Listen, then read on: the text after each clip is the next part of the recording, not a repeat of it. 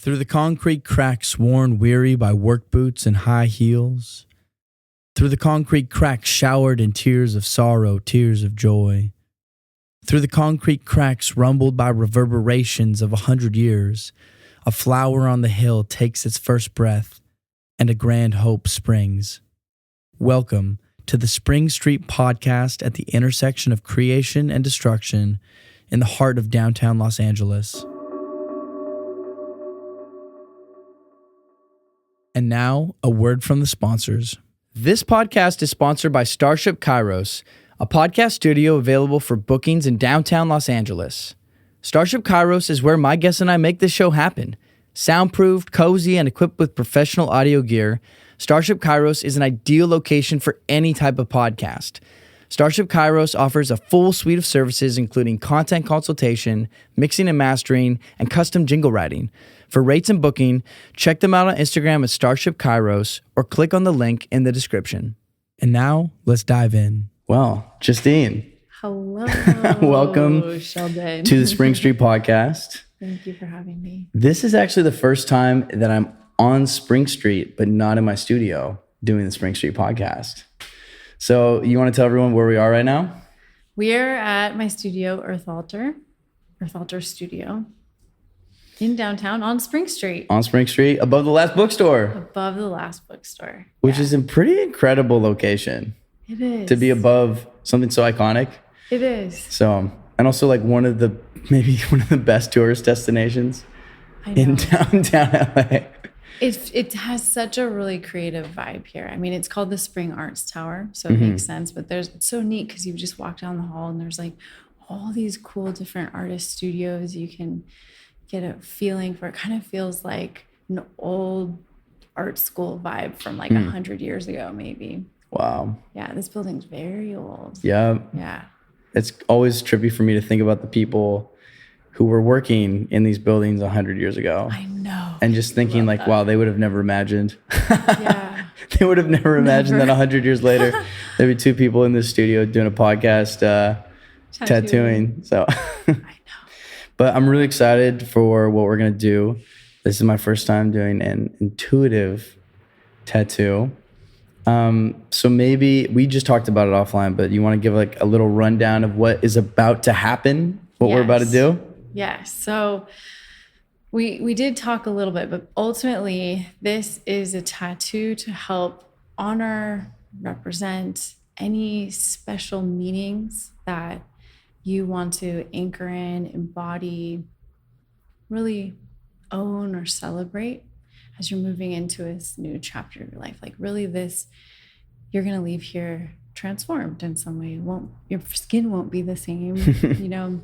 And so I feel like that's a symbol of an expression, a spiritual experience of moving into this new phase. You're really stepping into something where you'll be completely different. And you actually are doing that in your life. And so it's a perfect time for this actually, and which is so divinely orchestrated, I believe, because everyone that comes to me is honoring some sort of transformation on some level.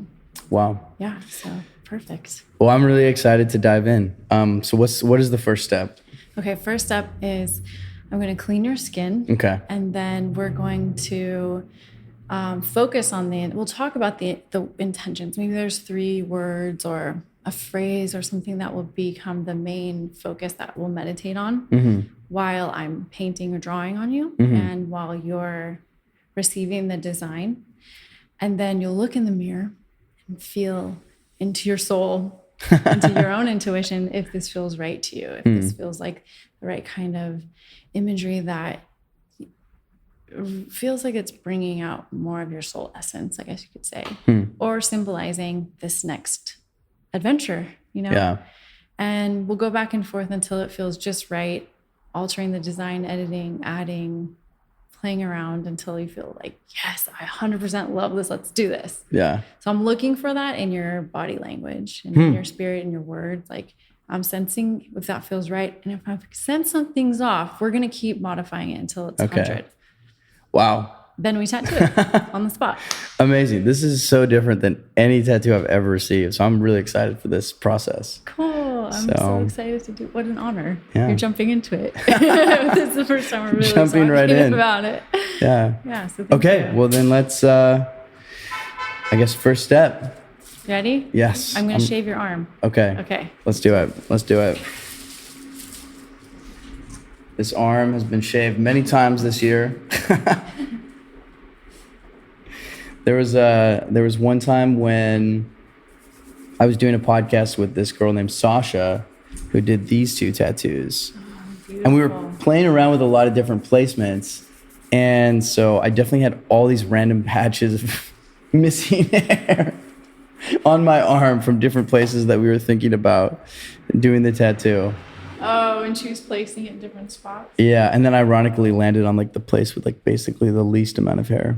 I love it. But yeah. But yeah, this kind of like bendy elbow region is kind of It's a good zone. yeah, it's kind of the place that had been speaking to me when I was thinking about like what to do next.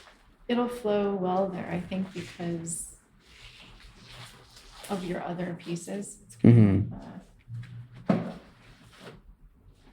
good spot for some flowy abstraction. Yeah. Yeah, I was thinking too. I mean, it's funny, the more pieces that I've gotten like this, the more I've had to think about placement. Like I never used to really think about that. And suddenly I have all these tattoos on my arm and I'm like, okay, I can't just put it anywhere. I have to actually like think about how it lines up, or if it like doesn't fully line up, like what's the offset gonna be. That's been kind of an interesting experience for me. So, all right. Do you have are you starting to feel like you're getting some ideas for what the meanings of this tattoo might be? Yeah, I do have a couple. There's definitely some things that have come to mind. Honesty is a word that comes to mind, but also combined with honesty, like vocalization, like the ability to speak, the ability to communicate, not like hold things in, but like actually allow them to come out. I think along with that is this sense of like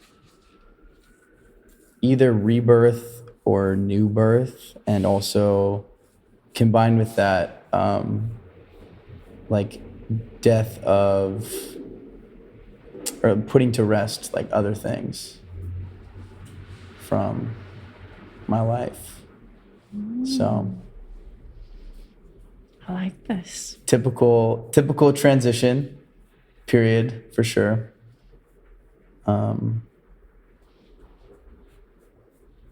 Yeah, those are some things just kind of like on the forefront of my maybe too, like vulnerability. Yeah. Okay.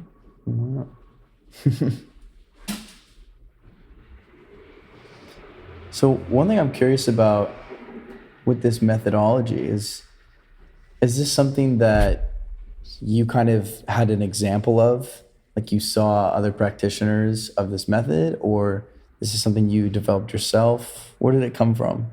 Can you open your arm like that, please? Yeah. That's a good question. It came from a meditation vision. Totally out of the blue.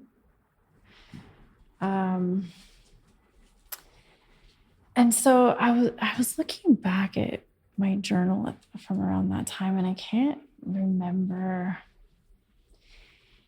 if it was either like what got me into tattooing or what got me thinking about this and doing it in this method. I can't really remember what came first or not.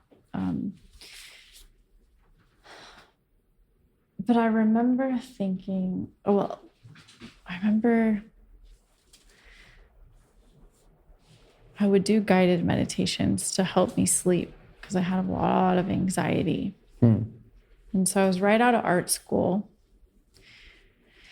And I'm doing a guided meditation evening.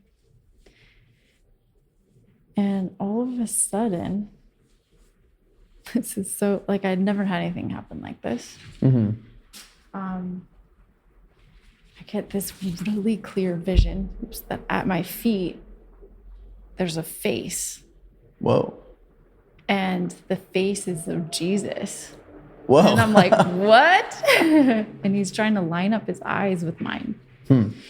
And it wasn't, I didn't grow up with any religion or like anything, pretty much atheist. So this was really very out of the blue that it would be this being's face and that it would also that I could see something like that so clearly appear. So both things startled me. And then his face vanished and the next vision appeared. And this was an older version of myself. So this is actually when I'm in my early 20s and this is happening. Whoa. And so it's this older version of myself. I can see myself sitting on this beautiful wood floor overlooking the sun is setting. Looks like over the ocean. And there's a woman that's sitting in front of me and I'm tattooing something on her back. And something about it is really healing and transformative to her. So I knew that there was this, it felt like my future self. I had to figure out how to be able to do that, you know? Wow. Was this before you were even tattooing? That's where I can't remember. I feel like maybe I had gone into it and had looked into it more or something like that. I can't remember when it was, but it was early. So it was trying to figure out like the next path for me. Yeah.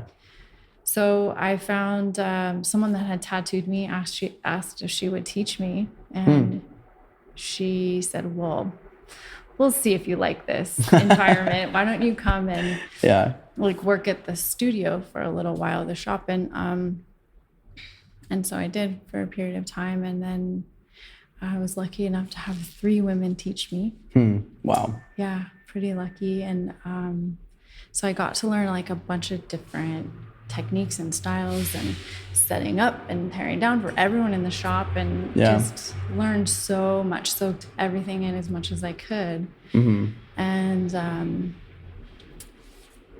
then I got really sick. I got swine flu and like everything in my life started like crumbling. Whoa.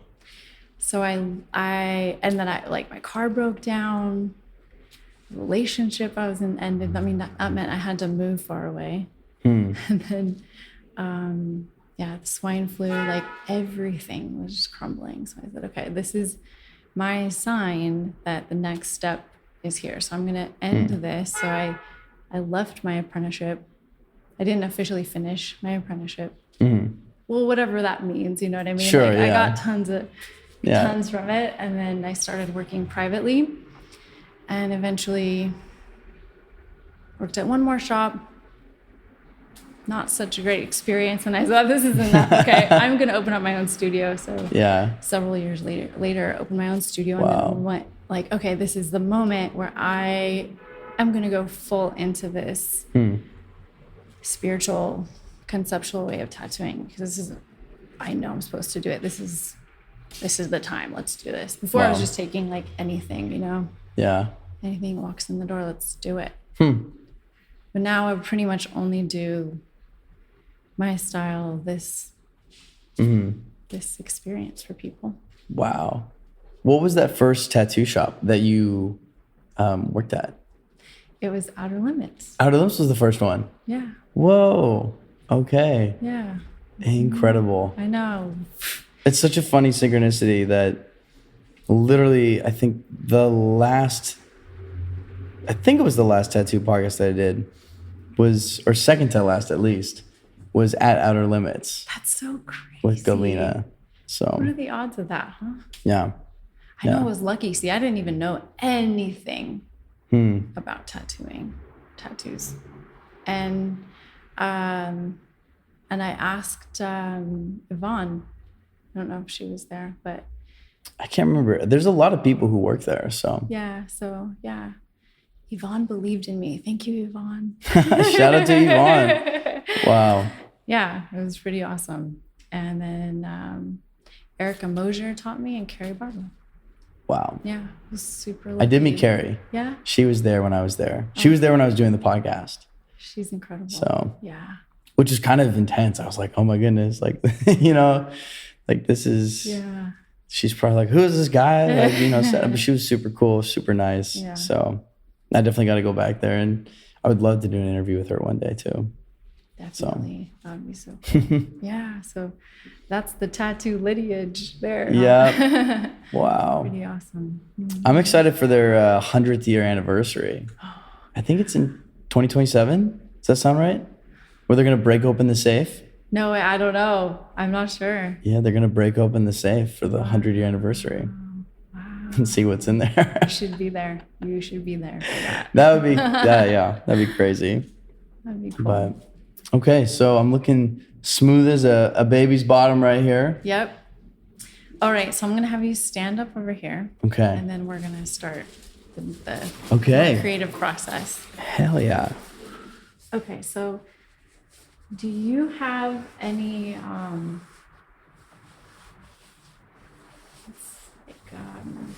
desire for any particular line quality? I mean, I see what you have. It's all pretty fine line, all black. Yeah, definitely I want to stick with black. Okay. Do you want stronger, angular lines? Sorry. Flowier shapes? That's a great question. I don't know. I mean, the snake is pretty flowy, but then I also have this like diamond kind of juxtaposing that. I feel like it could go either way. I think maybe we do a bit of both. Yeah. How about I'll draw it, paint it, and then you see how it feels? Yeah. Okay. Yeah. Okay, now tell me the words again. Words were honesty.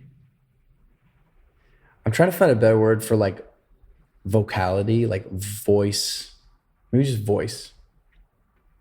Honesty, voice. You said vulnerability. Vulnerability. New beginnings. I sound like a Pinterest postcard. Oh, that's beautiful. Okay. So is all the art in this space your art? Yeah, it is. Wow. It is incredible. It's very psychedelic. Yeah, it's all done sober though. I'm pretty sober. Yeah. Yeah. Where do you draw your inspiration from? What's the source of your artistic creativity? The ocean and meditations. Hmm. Yeah. So now, since that experience, it's just very visual when I meditate. So it's a pretty fun place to hang out in. Yeah. And now when I paint, it's like all that floods in and comes out. It's similar to this process of tattooing and drawing, except this one's a little bit more focused and also mixed in with, so it's kind of like there's ingredients, like your intentions are ingredients, and then your energy, you as a being is a massive ingredient in this, you know, and then mixed with my abilities, you know, we're making soup with all these different ingredients. You know? It feels very collaborative. It is. Which is cool. So fun. Because this is, it's so different than walking into a tattoo shop and just like pointing to a flash sheet or coming in with like, this is my idea, this is my design. Super different. Yeah, I'm excited to see what you paint. So when you're painting, what kind of paints are you using? What kind of tools? What's that process like? Yeah, so I'm using a brand new clean paintbrush. Okay. This is yours. You can actually keep it if you want. Okay. And I'm using it's pretty much the same stuff as the purple stencil ink. Oh, It's okay. just liquid form. Interesting. And then I just tattoo right over that. But we can take it off and move it around however you like. Cool. Okay? Yeah. Okay, so I'm gonna paint. I'm gonna focus on your intentions and you do the same thing. Yeah. Okay? Yeah. I think I'll actually take a pause like from the mic so that we can actually like really just soak in that moment. Okay. Yeah. So for those of you just listening to the audio, what's happening in the video right now is it's a sped up version of the process of Justine painting the design on my arm. So I stood there in silence for the first design, and then she showed me the design. I looked in the mirror and I saw it. And then it took me a little bit of time to actually get comfortable with expressing what I liked and what I didn't like. And we started revising. And all in all, it took about almost an hour to finalize the design. And then we started tattooing. Okay, you ready? I'm ready. Okay, normally I would say focus on your intentions while I tattoo you, because I'll do that too. But we're going to be talking. But I feel like your design has got it. The frequencies of the energies that you want to embody they're here. They're here. Yeah, it was that. So that was the most different tattooing like setup process I've ever experienced. So, you know, for people who like, since that part will kind of be like fast forwarded a little bit for the sake of time, to catch people up to speed, what just happened is you painted a design on me. And then at first I was like, yeah, let's just do it. And then you changed a few things. And I started to open up a little bit more and be like, okay, maybe actually can we change this? Can we add this? Can we tweak this? Which was a super different experience because I'm used to just kind of slap it on and go. Yeah.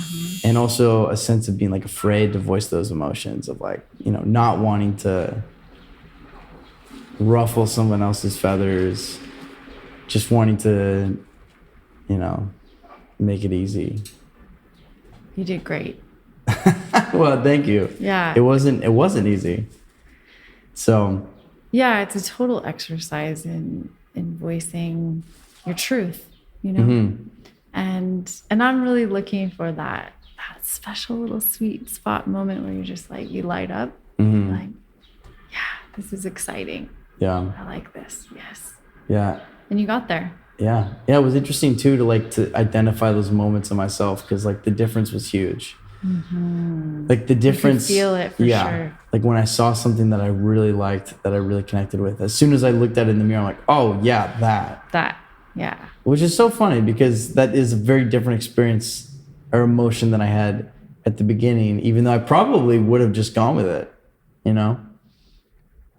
It's, there's a lot to take from that, even just that brief moment. Yeah.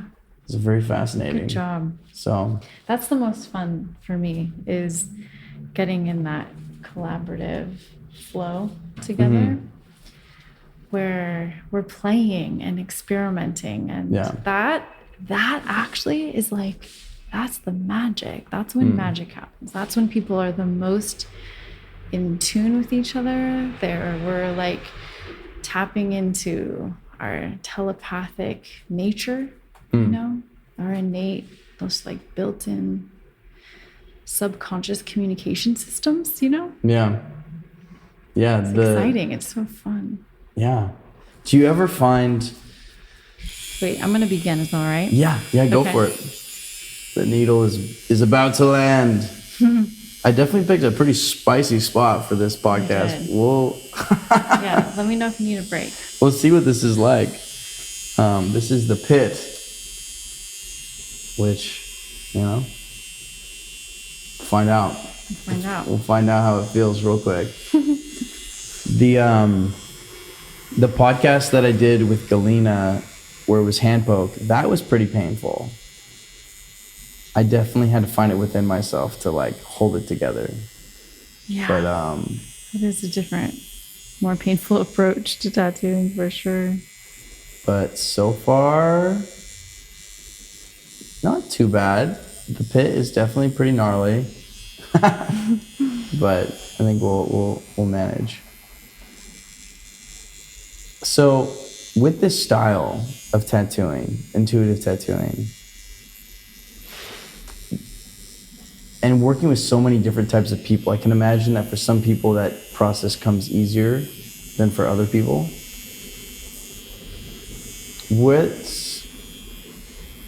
How much of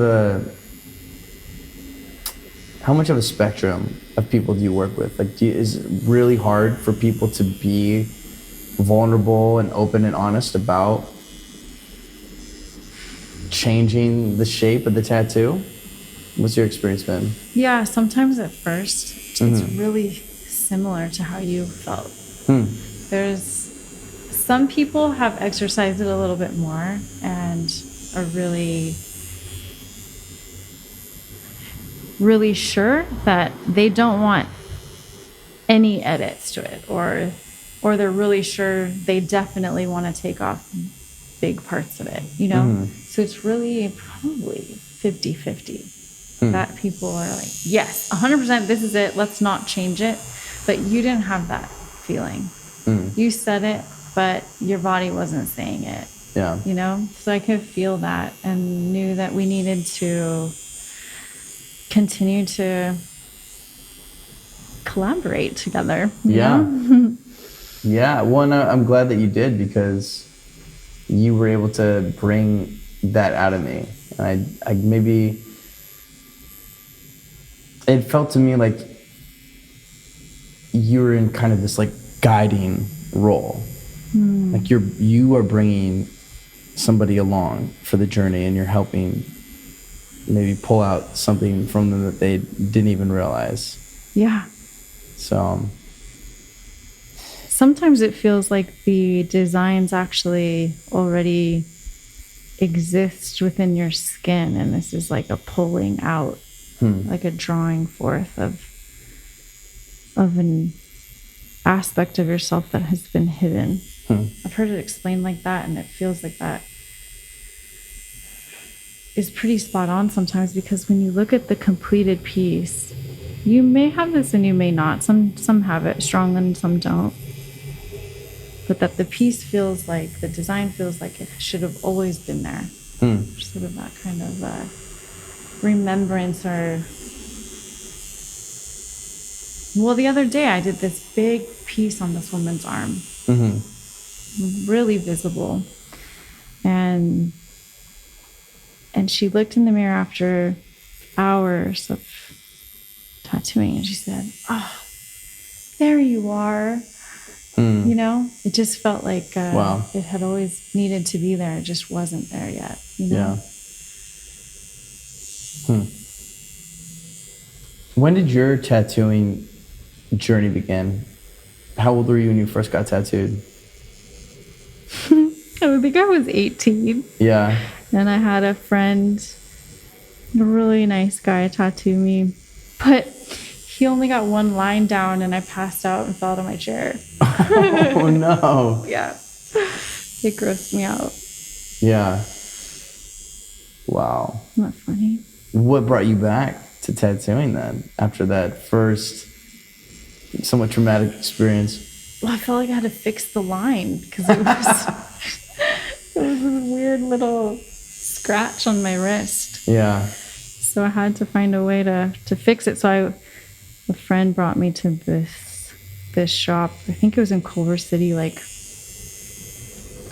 Art and Soul or something like that. And I was really nervous. I laid down and I did not pass out. So we got to finish that little tattoo. Nice. Wow. And then I just kept going. Yeah. Just pushed through it. I even remember seeing one of my mentors tattoo in the very beginning. Just to, I was working shop help and just watching and feeling kind of grossed out by the blood, the sight of blood. And I just kept exposing myself to it. Exposure therapy works. Yeah. I just got over it. Interesting. Yeah. I know one thing that's really important to you is cleanliness, sanitation, which I really appreciate. I have a lot of respect for. And I saw on your Instagram, you had a video where you were kind of giving people tips on what to look for with tattoo artists. And one thing that you pointed out was looking for somebody who wears a mask. And then also another thing was whether or not there are rugs or carpet in the studio. Could you maybe like tell me a little bit about like what's important to you as a tattoo artist and how that informs the way that you operate and run your shop? Yeah, definitely. So I owe it all to this very special person named Sky Renfro. And this guy was the bloodborne pathogens instructor of my very first bloodborne pathogens class. It was an all-day course, and he was a brilliant teacher, and he understood the tattoo industry. He was like really connected to the body art modification world. So he was really relatable, and he explained how to control blood, and he explained what was going on. And the most shocking thing was like hepatitis B lives on surfaces for, do you know the answer? I don't. I should. 7 days. Whoa. In dried blood. Whoa. And hep C is 4 days. So that means, and the other scary thing is that people don't know if they have it. Whoa. So I was taught to treat everyone as if they have everything. Yeah. You know? Makes sense. So if everyone has everything, and every tattoo artist could have everything, you know, I don't want to talk over your tattoo. People are spitting when they talk too. You know what I mean? I have wondered about that. Have you? Well, yeah. I mean, especially doing a podcast. Right? And speaking. Yeah. And, you know, have you ever maybe noticed it? I think I noticed it one time. And that thought definitely passed through my mind of like, I wonder if that's going to be an issue. And, you know, thankfully I never had an infected tattoo. But, yeah, that did go through my mind. So, mask, yeah makes sense. Yeah, right. So that's kind of that changed the game for me, was understanding it. Really, really, really understanding it, and really understanding how to control blood. And it became something I just felt passionate about. And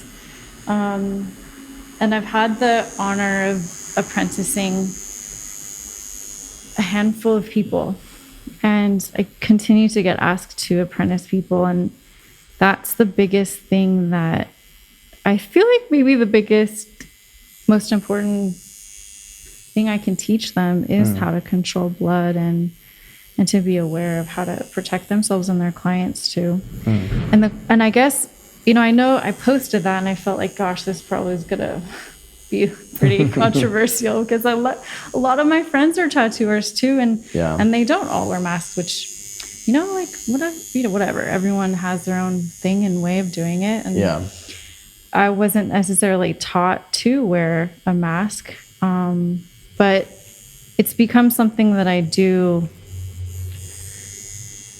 because I want to uphold a level of trust and professionalism with my clients, and that, and I want to be as safe as I can. Yeah. And I notice, I watch, you know, because I'm a tattooer, and because of that, Instagram and social media shows you more and more tattooing imagery, and people are posting everything, and I just see these things that people are doing unconsciously that are really putting themselves and their clients in danger in a big way. And how I just don't understand how you can tattoo with a rug underneath your station and never mop. Like, Right. how are you gonna wash that after every session? Yeah. How are you gonna clean? Okay, ink drops. There's blood in that, so if you're not cleaning it, I don't know. Yeah, no, I think that's an important consideration, especially it seems like we're in a renaissance of tattooing right now. It's become easy to buy a machine. A lot of people are picking it up. Almost gone are the days of apprenticeships. Like, some people become tattoo artists without being an apprentice. Yeah, totally. So I think it is important to have that knowledge out there, and to be a voice maybe of maturity in the industry, because there's a lot of people who are brand new and interested in tattooing. And that's actually one thing I wanted to talk to you about. I know that you developed some curriculum, some tattooing videos, like a course, right? Can you tell me a little bit about that? Yeah. So, like I was saying, I have a lot of people ask me to teach them, and I feel so passionate about sharing how to do tattoos in a really clean way. And so I've been teaching a handful over the last year together as a group. Okay. And I decided to film a lot of it. Half of it we're doing online. So I can explain a lot of concepts and do demonstrations and stuff like you don't really get like in a normal studio environment. Yeah. You can get a little more technical. And then we've been filming everybody working in the studio and practicing on things like this. So I've started documenting. It's really just a documentation of how to do everything. And I kind of feel like it is, if I can leave this behind, then I don't have kids biologically. And so it feels really special that maybe my younger siblings will one day want to get into it, and they'll be able to watch this, even if I were to die tonight, that I could still pass something on and something down and leave something of quality behind. And I really, really want people to have the proper information. And I don't think Sky Renfro is teaching anymore. I've tried to find him. And so, oh no. I've you have to take a bloodborne pathogens test like every year, and they're still making mistakes in those classes. So people are taking the class, but they're not learning the proper hygiene processes for tattooing, which is a shame. So what are some of the first things you learn as a tattoo artist when you are apprenticing or when you're just starting out? First thing you do is trace. So you really master with tracing, it's not so much busy work as though it could seem that way. It's really learning how to steady your hands and fine tune your motor skills. And once you get that down, you may be lucky enough to graduate to actually tattooing fake skin. Okay. Or fruits. And learning the process of setting up your machine and dipping and wiping all at the right times and pulling lines then with a machine in a straight, steady way. So those are the first steps. I know that depth is really important, the needle depth, because you don't want it to blow out, but you also don't want it to not be deep enough. Yeah. So how do you find that depth? Does it feel? Is it Is there like a meter on the machine? Like how do people actually do that? Yeah, that's a good question.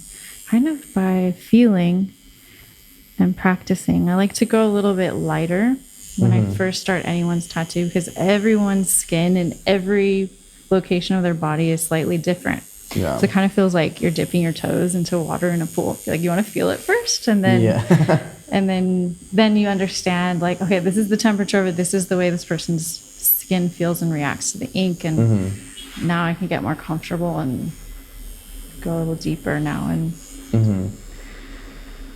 so that's kind of it's by feeling. A lot of it's by feeling. Even the way it was cool, I learned with a coil machine, and recently, only just 2 years, last year, switched 100% to this little battery pen thing, Yeah. Is this the one that you told me about? No, this is the little fancy one. Oh, but okay. that other one was really good. Really good. Yeah. What kind of machine is this one? This is a critical torque. Critical torque. Really good machine. What kind of difference do you find between working with a coil machine versus working with a rotary machine? I love coil. Yeah. But I don't love all the cords. Yeah. I really, I even still feel like I'm adjusting to this other kind. But coil it's so smooth and powerful and Why did you want to switch? Precise. Because of all the cords, and because I wanted something where I didn't have to worry about a cord breaking down or like having to have all these extra things laying around. I was sort of sick of sometimes the cord would get like caught on or sticky on something, and it would affect this pulling a line or little things. I just got over it. I felt this ping of frustration every time I tattooed, and it kind of went away when I got this pen. So pretty cool. I do like it. Yeah. I think there's something really, really cool about being able to work just wirelessly, battery powered, tattoo anywhere. Yes, I know that was always the goal. How do we get out into the forest without a generator or like a big pack of power? Have you done any tattoos outside? Yeah. Yeah. Why do you say it like that? Yeah, because you're really not supposed to.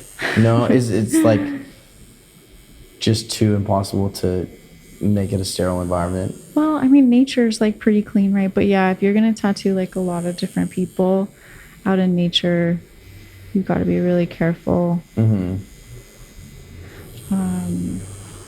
I think if you really understand blood control, you'd be fine, But what I'm more concerned about in that area is like a bug landing on it or a fly. Like fly lands on your tattoo, it's gonna get infected. That's happened to me before. Even tattooing inside. Really? Yeah. Whoa. Like, it was so funny. Right as I'm taking the picture of the guy's finished tattoo, a fly lands on it. It's literally in the photo. No way. And it got infected right in that spot. Sucked. No way. Yeah. Wow. Yeah. Stay away from flies. Yeah. Oh, man. So you can't really control that out in the wilderness. Yeah. There's a certain romance to it, for sure. Yeah. I don't think I've been tattooed outside that I can think of. But I was at this this van life gathering in February. Ooh, and there was cool. a tent where there was some sacred tattooing going on, some hand poke. On a beautiful rug? I don't know if it was on a rug. I hope it was on something, not just the dirt. Oh, yeah. But yeah, I thought that was pretty interesting. Well, you didn't get tattooed there? I actually didn't. Oh. No, I know. I missed out. I think I should have, but there was a lot of people I was also trying to interview. I did 5 different interviews that week. Oh, wow. So, yeah, I'll have to I'm definitely going to go back next year, and hopefully this tattoo person will be there. Cool. So as a tattoo artist, have you experienced any stigma at all? Maybe from like family or friends about working in this industry?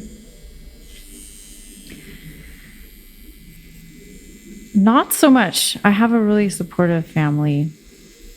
I mean, well, I guess my dad saw my first tattoo and was like, that is disgusting, but then he helped me, he got over it and helped me, helped support me through my apprenticeship, which was really, really special. Wow. Too, I think this is kind of interesting. He was a doctor and my mom was a nurse, but he was a musician that just never poured his heart and soul into his passion. My mom's an artist, never poured her heart and soul in her passion. Interesting. But I got to kind of like merge the two worlds in a way. Yeah. So I learned a lot of stuff even from them. Yeah. In their medical backgrounds as well. Mm-hmm. So I think that's kind of a neat point. But so they've been real supportive, and the only place I've had the most difficulty is finding the right or a good location for a studio. I have a lot of landlords seem to be, we were talking about that, like little judgy when it comes to renting to tattooers. Yeah, tell me the story of how this studio came about, Earth Altar Studio. So I told you the first vision, right? Mm-hmm. Well, after that, I just kept meditating. I'm like, wait, what else can I see? What else can come through? What else am I supposed to do with this? You know? And I got this vision for a really kind, all-inclusive, different kind of tattoo studio space. And it wasn't until 10 years later that I realized, like, oh my gosh, like no one's really done this yet. This is insane. Like no one's done this yet. I guess I should do it then, Yeah. And then it was so cool. Like now they're like everywhere. And there's all these beautiful light spaces all over the world popping up. People doing more conscious tattooing in beautiful spaces. So that's kind of cool. And so I first left the studios at some pretty heavy like sexual harassment stuff. So I left because of that. I was just like, I don't think I'm suited for this tattoo industry, like traditional shop kind of place. So I worked privately again, and then I found that I was like, well, I gotta get a job somewhere. Like, I don't even know how to wait tables properly. Like, I gotta find a way to tattoo. So I found some place on Craigslist that was like a salon suite down the street that was opening up, and they rented it to me. So I started there really small. And then to advertise it, I put out a designer tattoo workshop party kind of thing. Okay. This girl comes, and she comes to like 2 of them, I think, and eventually gets the courage to ask me basically kind of subtly to teach her to tattoo. Wow. And I said, you know what? Yeah, like I think I actually could do that, and I would really love to teach you. I'd really love to. I think this would be a good environment for you to learn in, and kind of start small and just see how it goes. Then a year after, maybe 6 months to a year after that, I opened the next big studio that I called Earth Altar, and that was the one in Eagle Rock. Oh, okay. Yeah. Wow. How long were you there for? Just 6 years. Okay. Wow. Yeah. So walk me through some of these challenges for tattoo artists trying to get spaces in Los Angeles. What is required, and what are some of those hurdles that you have to jump over? Well, I think first is like getting a landlord that will believe in you and is fine with you tattooing there. Some places are not even zoned for it, and they want tattooers to be out in the boonies, away from schools or kids. So yeah, so I had to close my last studio because the landlord was selling the building. He's like, "We got a renter, you got to get out." I'm like, "Oh man, okay." Well, I tried to find another studio space. We were in Eagle Rock trying to find a place near it in Pasadena, and I just couldn't find anything like within my budget and that was going to be nice for my whole team. Yeah. So, the nice places I did find, the landlord said, no, we will not rent to tattoo studios. Wow. So I just shut down and I didn't really know what to do. And I just decided, okay, like, well, maybe this isn't the path for me anymore. You know, maybe I'm just meant to just work solo and privately again. And then what happened is I got all these emails. I was going through old emails and found like a bunch of people that wanted to learn tattooing and had some new requests. And so I said, hey, do you all feel like learning? Because maybe I'll do this and we could build a new studio. So I looked again and I found these like arts buildings down here, you know? And it was actually the realtor that found this specific space for me. He said, I think this will be perfect for you. The landlord just supports artists and welcomes artists, and there's already tattooers in the building. So wow. I met him actually, and he was so kind and welcoming, and he's like, yes, bring more artists here, you know? Like, wow, that's so cool. That's awesome. Yeah, so I really love being in this more of a loft like tower building. It's kind of the artist's dream. Yeah. And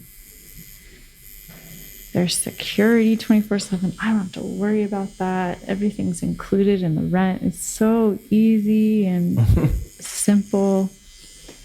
It helps me just focus on my work. It's really cool. It's a beautiful space. Thank you.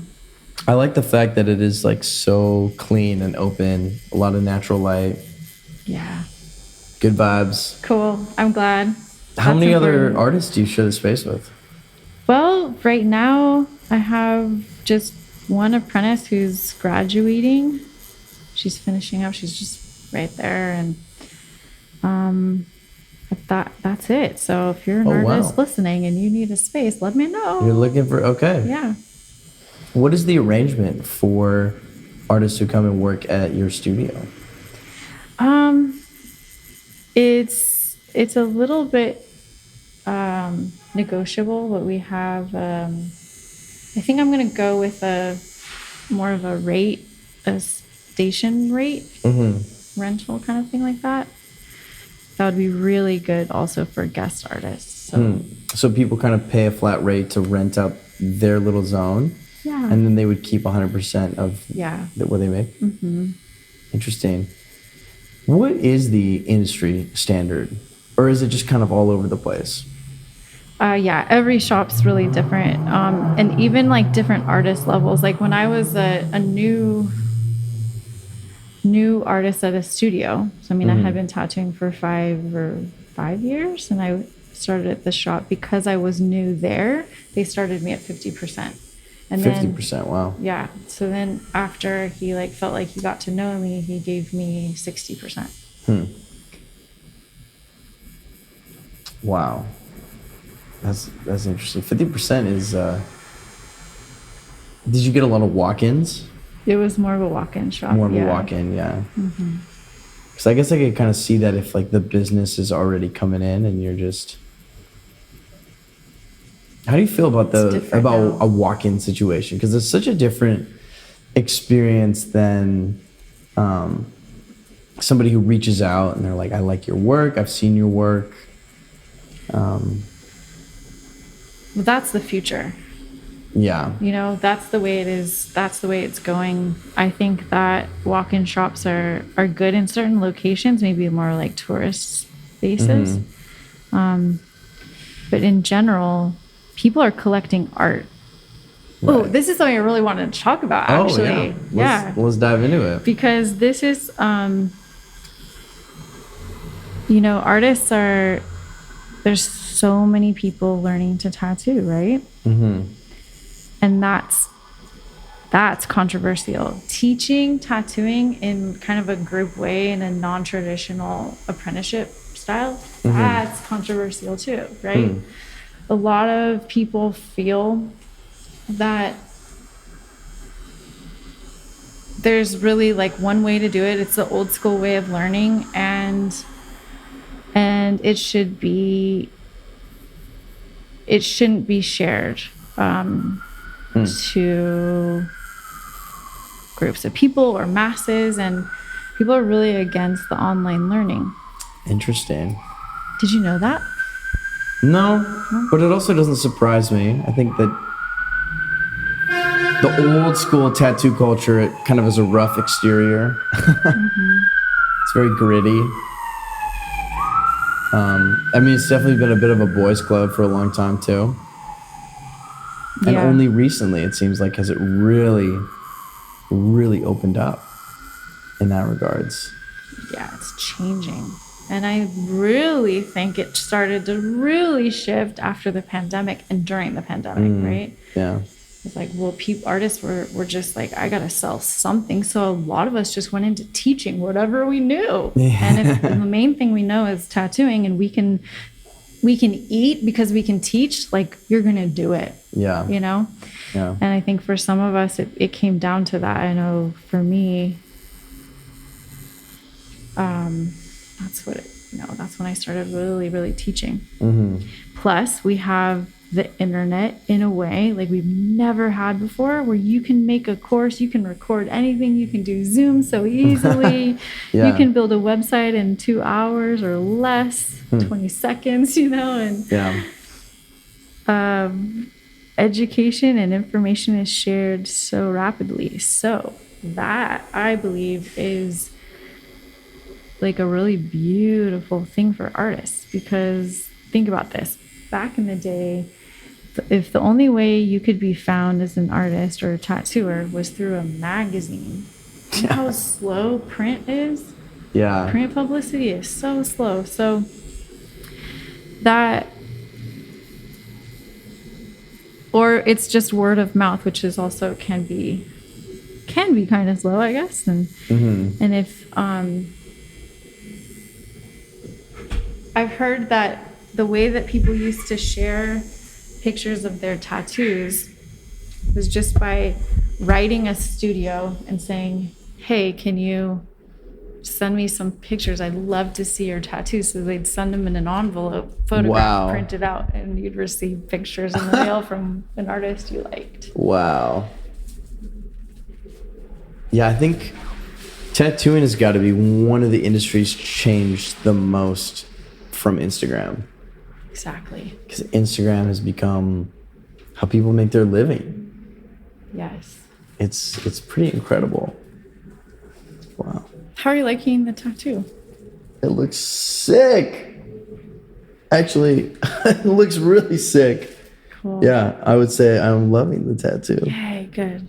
Yeah. Wow. I still can't get over this. This experience is just so different for me, and yet such perfect timing. Yeah. Such perfect timing, yeah. What are you feeling about it? You know, this is gonna sound kind of silly, but it kind of feels like when you're playing a video game and you like get to like a new level that you level? have to beat, or like you're facing like the boss of that level. I don't know. Life has kind of been feeling like that for me a little bit lately. Probably for a lot of reasons. I just turned 30. Oh, happy birthday. Thank you. And I think with that, this whole year has been a year of reflection of like where my life has been and where I want it to go and the way that I've existed. And I've been confronted with some aspects of myself that I've really had to deal with, really had to wrestle with. And part of that is vocalizing what I actually think, what I actually feel, as opposed to just going with the flow because I don't want to bother somebody, or I don't want to offend somebody, or I don't want to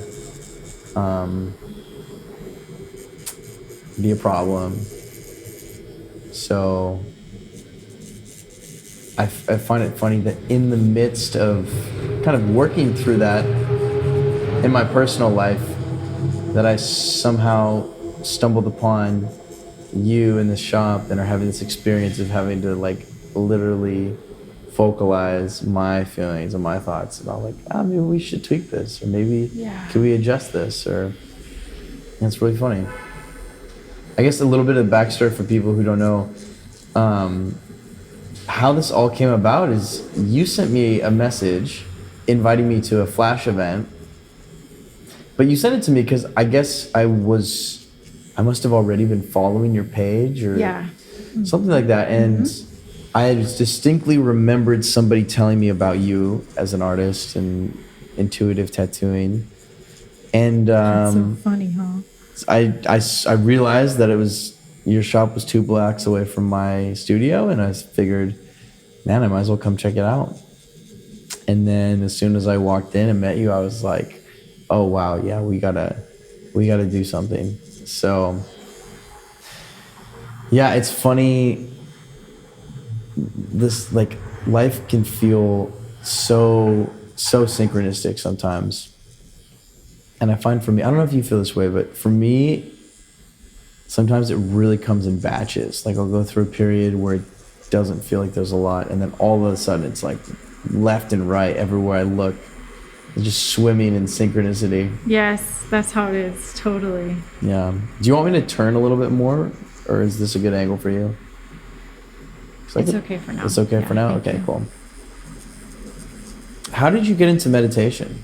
You mentioned like dealing like with anxiety and what's that part of your story? Yeah, so much anxiety. I couldn't sleep. I just wanted to stay awake. And so someone gave me a guided meditation CD back in the day. Nice. So I listened to that and it helped me go to sleep. Then I got really into guided meditations. And then it would that's actually when my spiritual stuff started coming to the surface. And like, gosh, I got to figure this out. I think because grew up so void of spirituality, I was hungry for it. I was hungry for answers and hungry for knowledge and understanding. I still am, actually. Yeah. Like, I'm still so interested in it. But it's so weird, actually, because I mentioned like Jesus' face showed up. Right, yeah. Well, I just sort of put that on the back burner. I didn't like give it much thought until until 2 years ago. Okay. And I'm like, what was that all about? Like, who is Jesus? I kind of have gone in such deep spiritual explorations that have gone into understanding stuff on like all the different realms, and feel like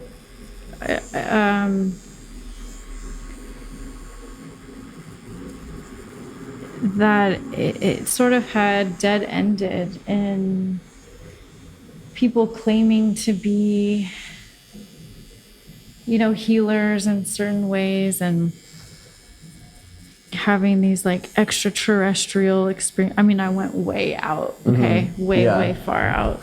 And then I noticed that like there's something about all the different spiritual things I've read or been exposed to, and they all sort of were pointing to things in the Bible, like even the Four Agreements book. What's the Four Agreements book? Oh, definitely something you should read. It's really, well, maybe you would like to read, not should, but it's really beautiful. And there's these four agreements that when you can understand them and understand that ultimately life is but a dream, and everything is based on your perception of it, your perception of your reality, then you have more control over your experience and emotions and your inner peace. And there's some things in there that were pointing to scriptures in the Bible, right? So I'm like, okay, well, I'm gonna see what's in there, because it seems like there's a lot of sacred stuff that I have no idea about, and I'm just curious. So I've been learning about that, and it's learning about the Bible. Never thought I would. And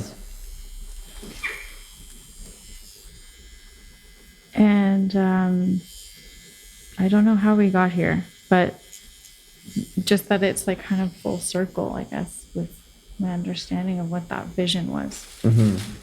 Yeah. Well, started with meditation. Yeah, that's where it led me. So here we are. Exploring the Bible. Explore the Bible. Very, very fascinating. Yeah. Are you a part of any spiritual communities in LA? No. Not. Solo. Yeah. Solo ranger. I'm really, really solo. I'm curious, does that, when you're working with clients and tattooing other people,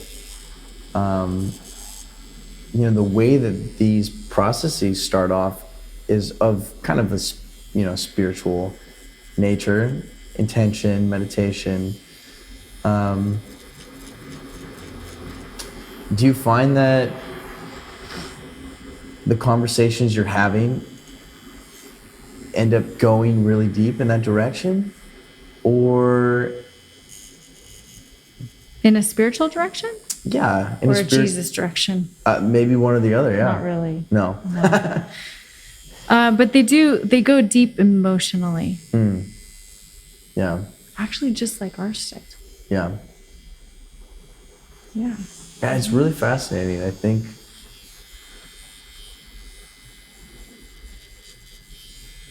when you give somebody an opening to be free to express themselves, but also you're working with kind of an abstract piece of art as opposed to like a piece of flash. It totally changes the nature of the experience. How do you feel that being different? Well, when I pick a piece of flash, it's kind of, I guess, what catches my eye. A combination of things, like, okay, I like that style, but then within that style, like, that's something that I feel like would look good on me.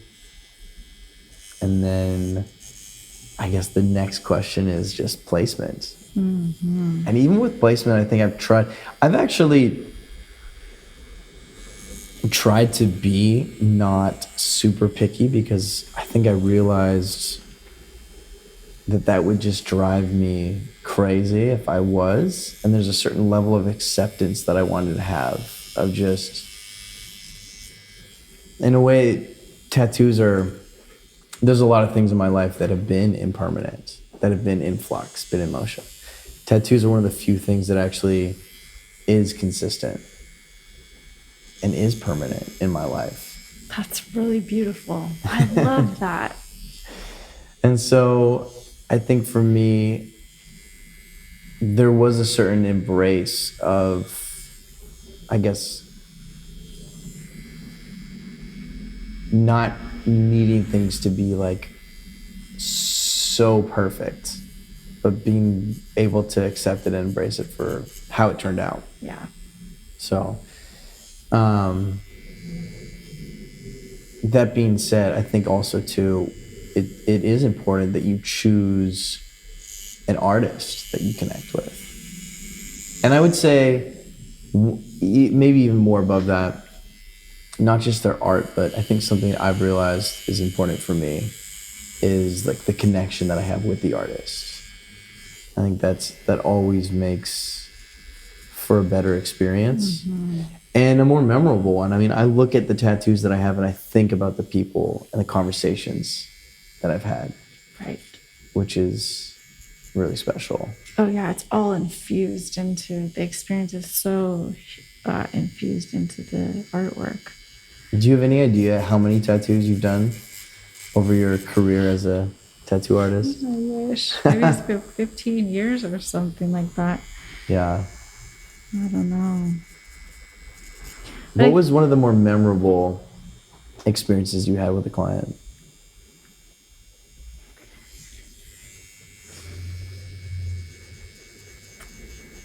There's one that it's kind of cool because I've had so many really profound and meaningful interactions with my clients and experiences tattooing them that I'm putting together a collection of interviews of their stories. Oh, wow.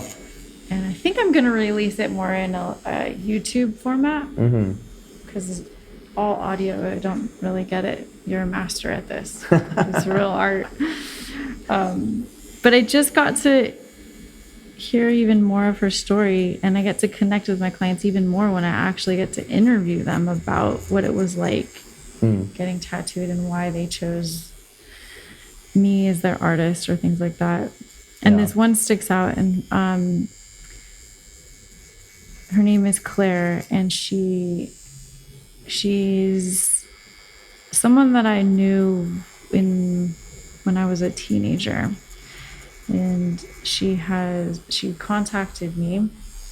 She lives in Boston now and contacted me because she was coming to LA and wanted to do this really meaningful tattoo because her daughter got diagnosed with a tumor on the back of her neck. And so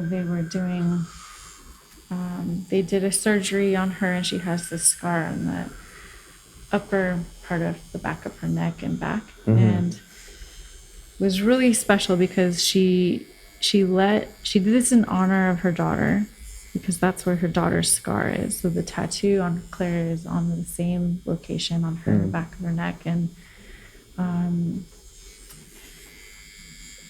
And she let her daughter choose the colors and things like that. And she chose rainbow. So we did a rainbow intuitive design on the back of her neck, and her daughter got to come and meet me, and she felt comfortable showing me the scar. It was just such a beautiful, deep connected moment. And good thing is this tumor is miraculously shrinking. Wow. And it's not supposed to. So this sweet little girl is healing, which is powerful and really cool. And I think Claire is, bravely helping her daughter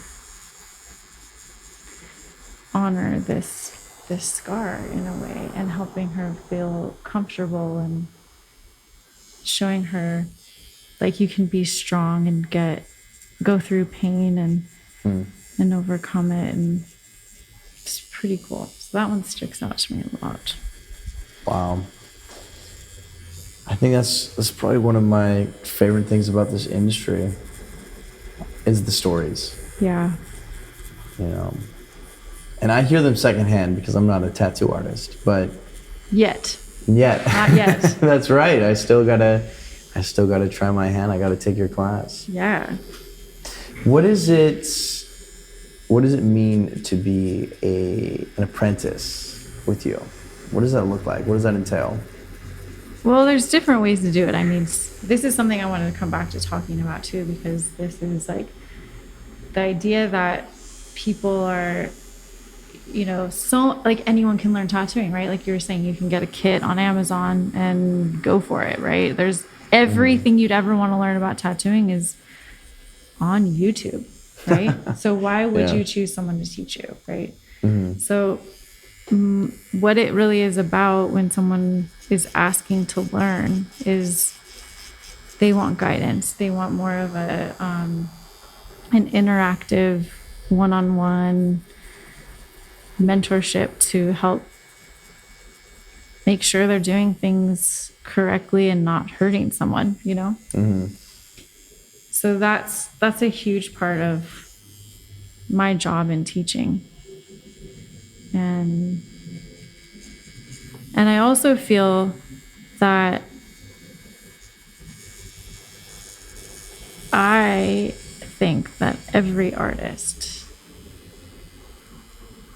will benefit from understanding tattooing and can learn to turn their own art style into a tattoo form.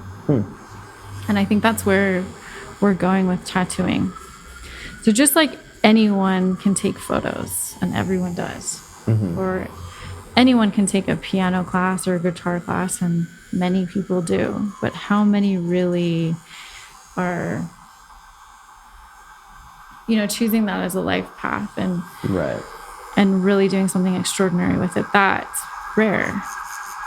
So I don't have any fear of competition with teaching, and I don't think anyone should. Yeah. But rather that people can... It's sometimes hard to talk when I tattoo. I have to tell you that. That is fair. That is fair. But that people... artists, visual artists who decide to learn tattooing can learn to develop their own style in it, right? And I think tattooing is booming right now because that's the way people are collecting art. Yeah. Home, making art for your home, it's kind of like, well, you want it to match where you are, but you're probably not going to be there long, and you're probably going to be traveling a lot or living in a van or whatever, So buying and collecting art, it's not something I think our generation is like that into.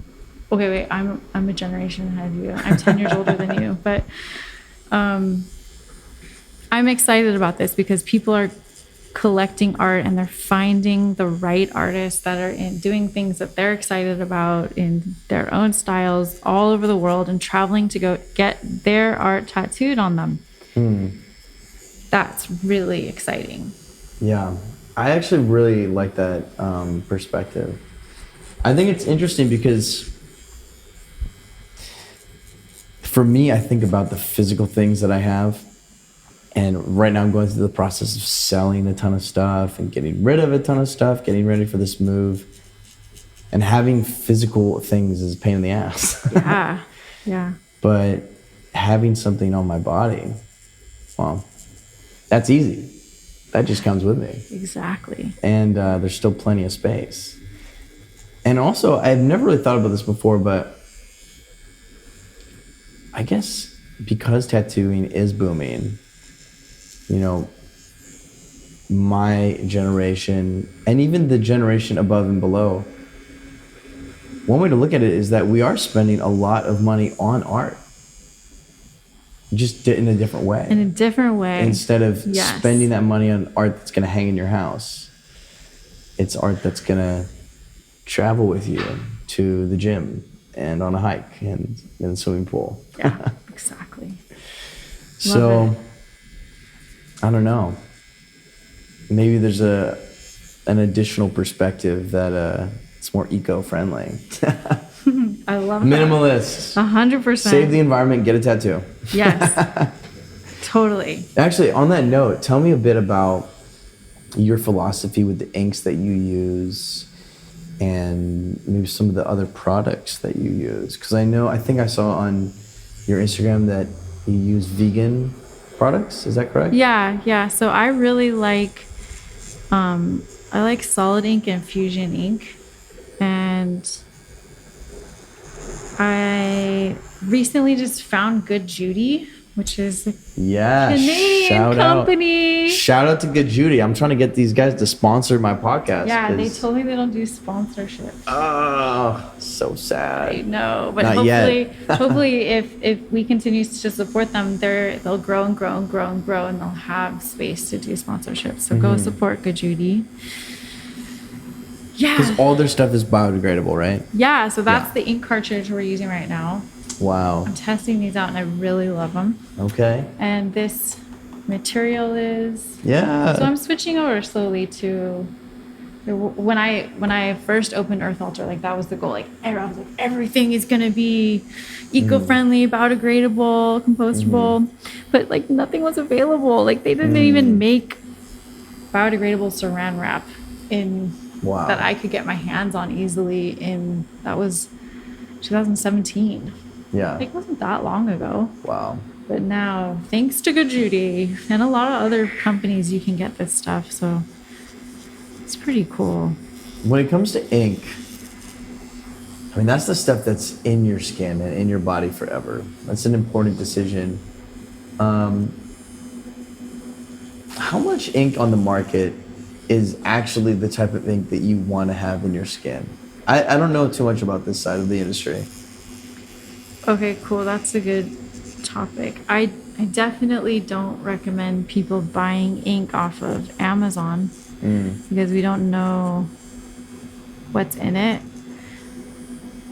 I would really only stick to these reputable companies and buying directly from them, or a trusted like tattoo supplies shop.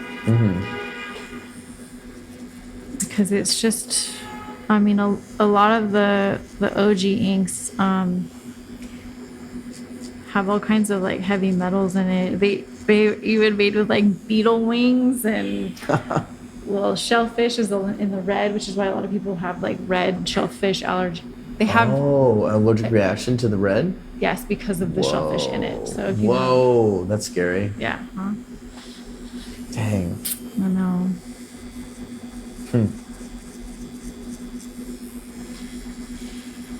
I remember when I was at Outer Limits, I read about Sailor Jerry and his contribution to the tattoo world by he came up with a recipe for purple ink, I want to say, and that revolutionized tattooing. Yeah. At the time.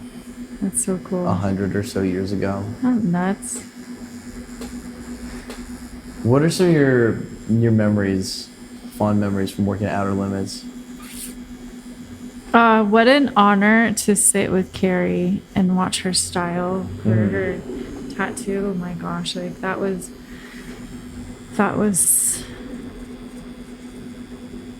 just such, I mean, who gets to do that?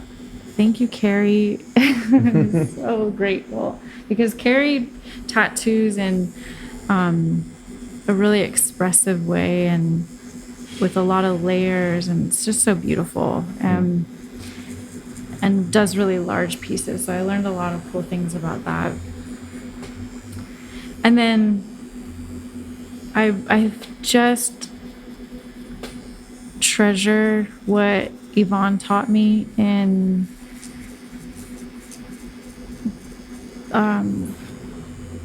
the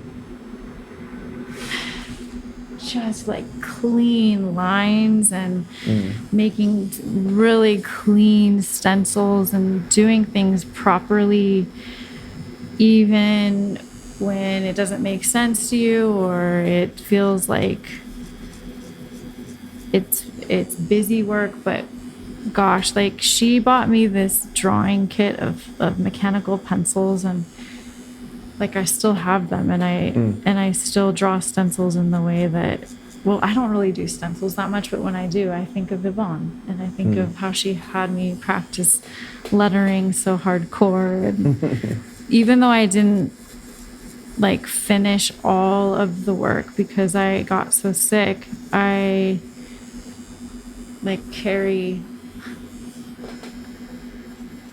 so much of what she taught me every single day, you know? I just learned so much from everybody. What was the moment like when you tattooed someone for the first time? Yeah, it was kind of cool. So I was tattooing, I got to just do like a little line on this guy's leg. And it was so funny because the song Under Pressure came on the radio. I thought that was going to go on. Like, wow, this is amazing. I love this. I want to do more of this, you know? Wow. Were you pretty nervous? Yes. I was always stressed out. And that lasted for years and years. There's even still some times when I'm trying something new, I know I'm going to do something a little different, or that every day you're doing something different that you don't know how to do sometimes, but there's still some little like flickers of nervousness that come through. But that really, the anxiety stopped like a few years ago. But there was always a lot of anxiety before tattooing. Wow. So a lot of pressure, you know, to just, I put a lot of pressure on myself to do the best job I can. And I feel like kind of what's going on in my head is like, okay, I'm going to do this line. Okay. You're doing all this stuff. My life depends on this line. Hold your breath, make it the best you possibly can. You know what I mean? Yeah. It's like that. Wow. So I think that would be what I would be most nervous about, is the permanence on somebody else's body. If I was tattooing myself, different story. I can deal with that. But yeah, I would totally be nervous. But also too, like anything, I mean, when I first started learning how to ride a motorcycle, I was nervous to get on the highway. yeah. And now I get on the highway like it's no big deal. So like with anything, I mean, I'm sure a surgeon is also nervous first time. Yeah. Maybe there's always a certain degree of nervousness. I don't know. Surgery is pretty hardcore. But it is interesting, the ability of humans to adapt and regulate our nervous systems and get to a place where we don't feel that. Do you have any kind of rituals that you do before you tattoo? Any routines that are part of your, like, I'm going to tattoo somebody today? Yeah, I used to do a lot. Like in the beginning, during the apprenticeship, it was like, okay, just go to the bathroom and like calm down. Yeah. Go pee and like calm down, okay? And then when I started doing this intuitive practice, the way it really started was I would sit with my client in a deep meditation and guide them verbally through a meditation with music on. Wow. So I could begin to see the visuals, because that's how I knew to see. Yeah. Like the unseen is just close your eyes and meditate, you know? So that's what I did. And then after doing that for years and hours and day after day doing that, something changed. And I was like, wait, why? I don't even need to do this. So it feels almost like now it's just like wasting the client's time, and they're a little burnt out at the end of the session. Then after this like 40 minute conversation and meditation, we now go into drawing for another hour, and it's just too much, and it's not needed now. Interesting. Yeah. Okay, so then I had to communicate. Okay, so now we're not going to do the meditation, everybody. Okay, we don't need to do it anymore. We're just going to go right in. Yeah. And now, so this is the next version. But the thing I do kind of like the whole day because I do tattoo one person a day, is really tune in to the person I get to be with. Not like a whole lot. Like, it's not like I'm trying to like read your soul or anything like that or anything intense. It's just like, okay, so Sheldon's coming in. Okay, I want to be sure, like, I'm not gonna, like, I don't drink or do anything.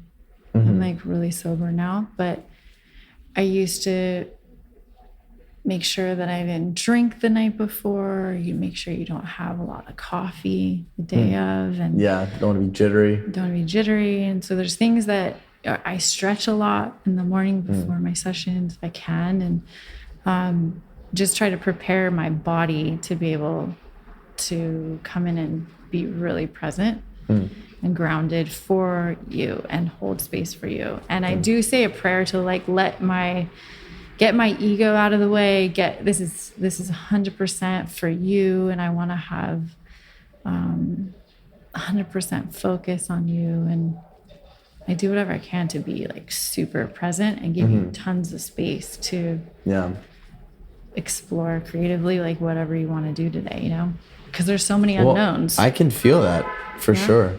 This whole process has felt very therapeutic.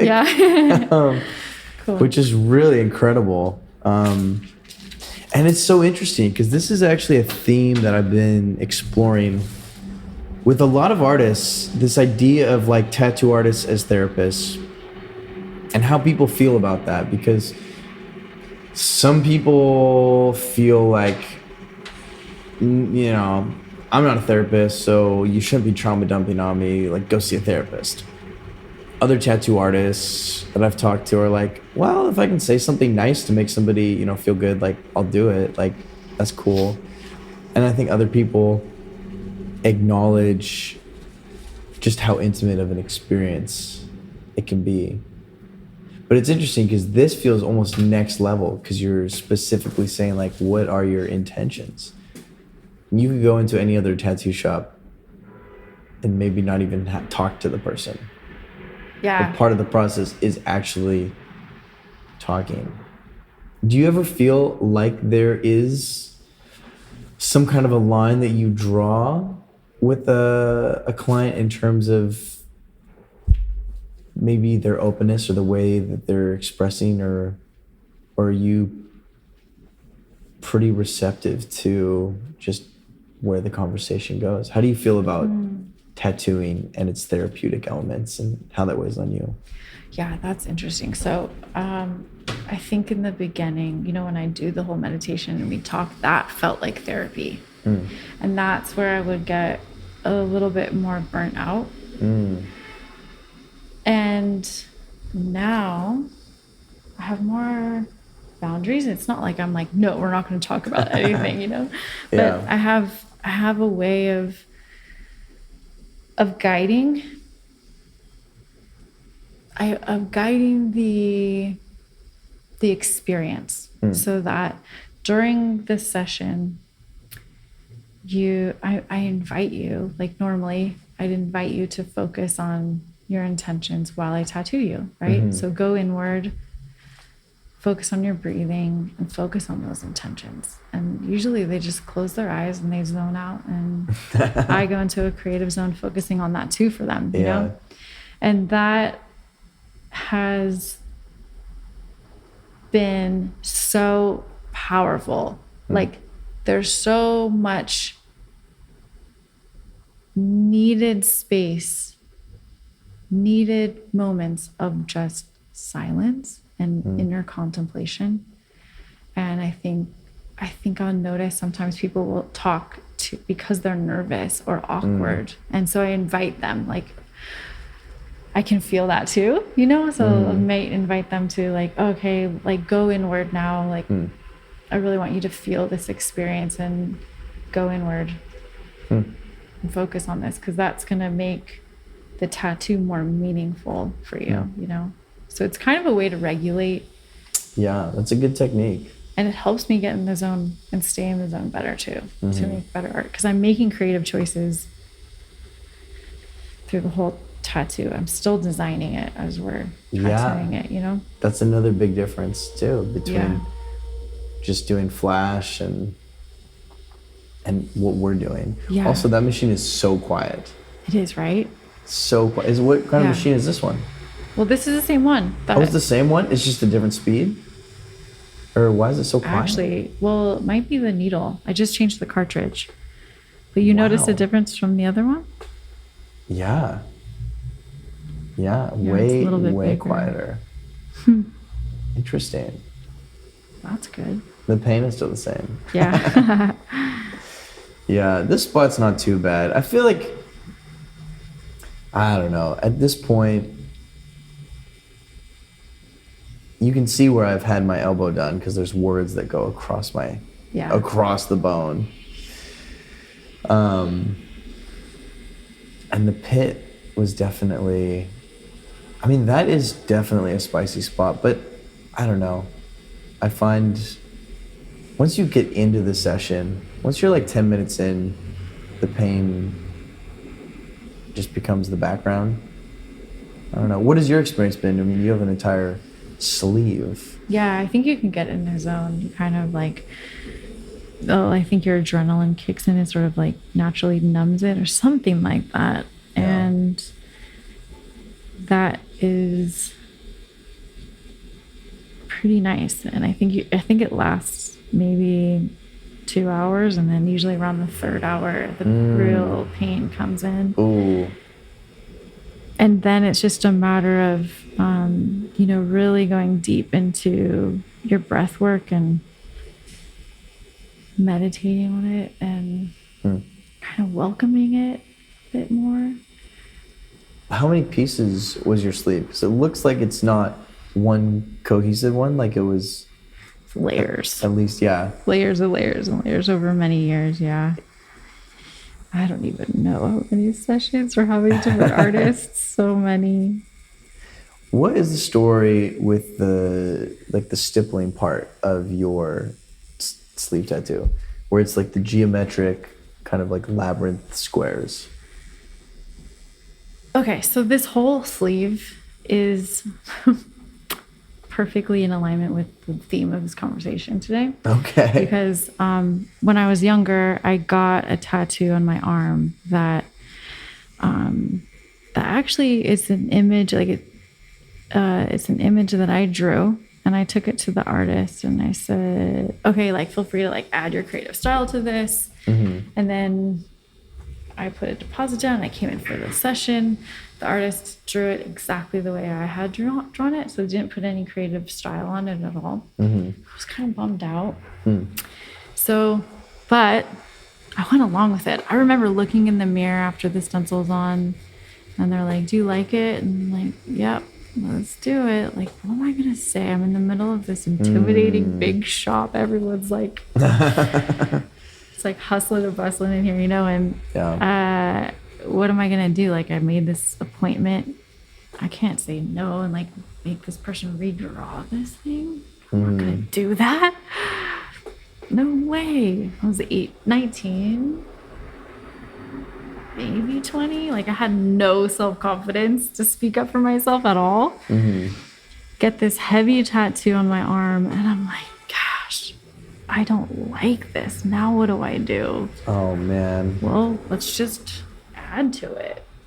So let artists I knew just like have fun and add to it.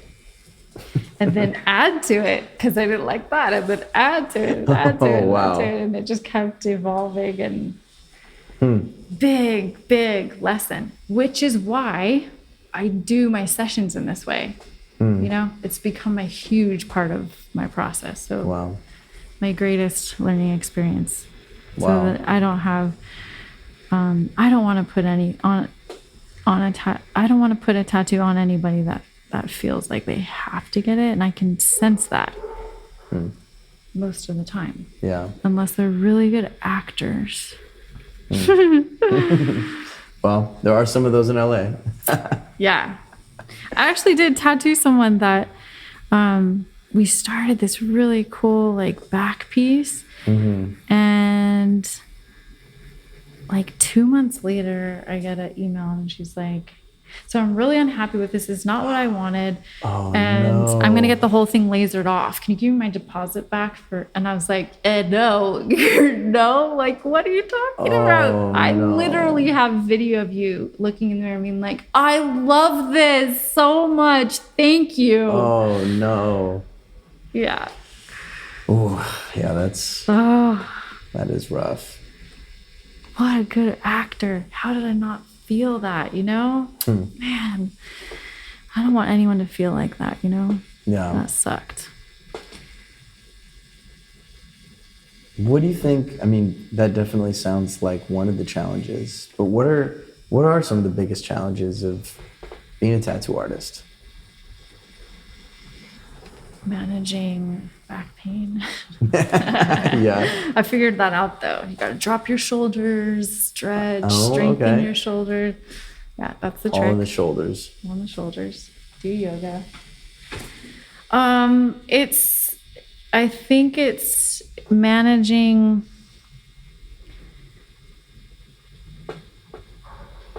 Well, I think of myself, but no. I don't think of myself as an athlete, but I think of the process of preparing for tattoos kind of like that. Like this, it's all, everything I do is for game day, like today's game day. So yeah, it is very physical. Yeah. Yeah. What is the longest session that you've ever done?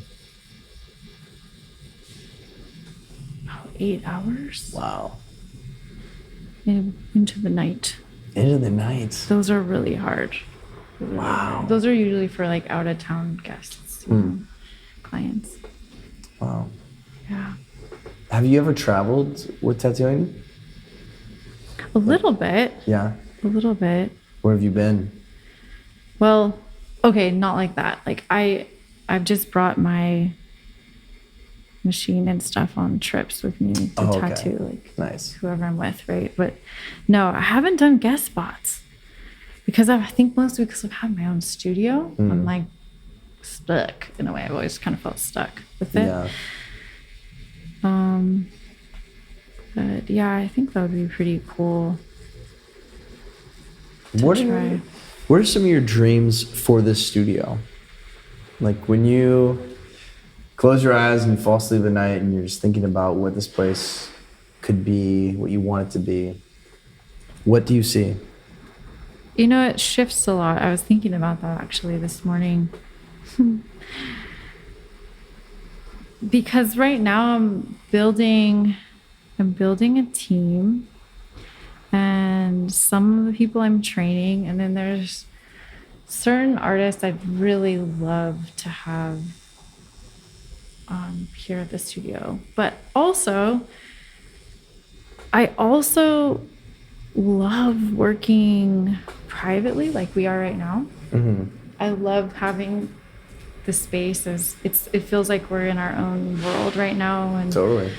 There's nobody else popping in, and that feels really special. So I think like big goal is that I can teach some really good artists and set them up. And if they want to work in a collaborative studio space, that we have that. And then I can also work in a private space sometimes too for select clients that really want a more quiet, intimate, private experience. So I like, actually right now I have that, like today. Yeah. It's just us. And a lot of my clients really want that, and they're coming for that. I have some pretty amazing clients that do really incredible work in the world, and they're looking for a more premium kind of exclusive experience. And this type of work they're drawn to. Yeah. No, I definitely get that vibe, especially just with the space not being on street level. You kind of have to know where it is to find it. I also noticed that you don't have like a sign on your door.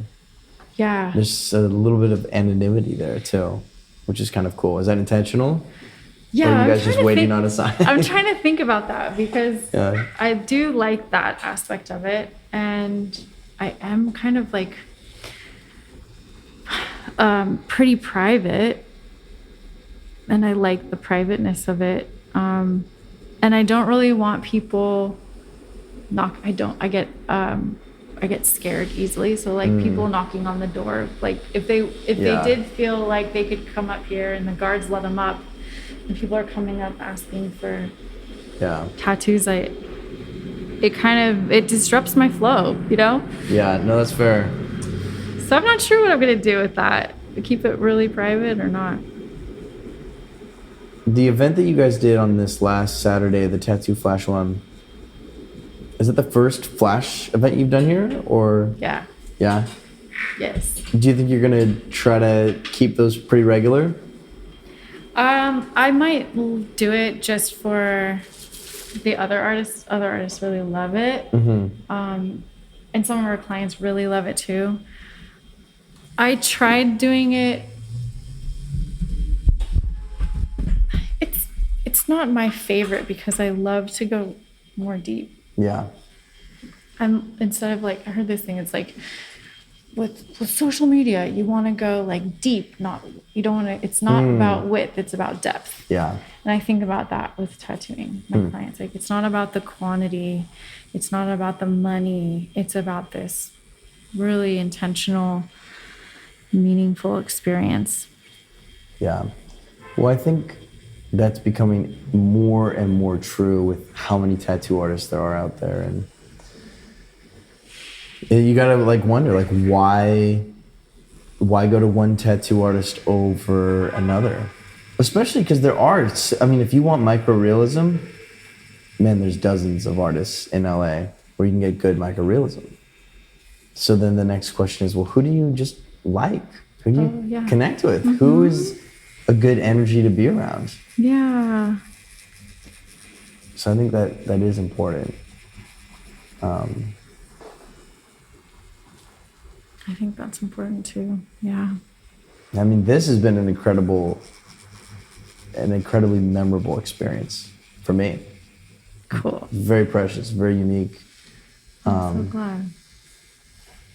I mean, I will definitely be trying to send people your way. Thank you. Because I think that this is a really special type of tattooing process. Thank you. That I mean, I definitely jumped into this not even fully knowing, just being like, you know what? You did. I'm just gonna go for it, because that's kind of my style. You know? I love it. And I like being able to explore this world, the tattooing world, through the podcast. And I'm glad that it has been able to open up doors like this. But this, to me, is a really cool discovery. I didn't know that tattooing could be like this. So thank you for that. You're so welcome. Thanks for trusting me and diving in blindly. Thank you.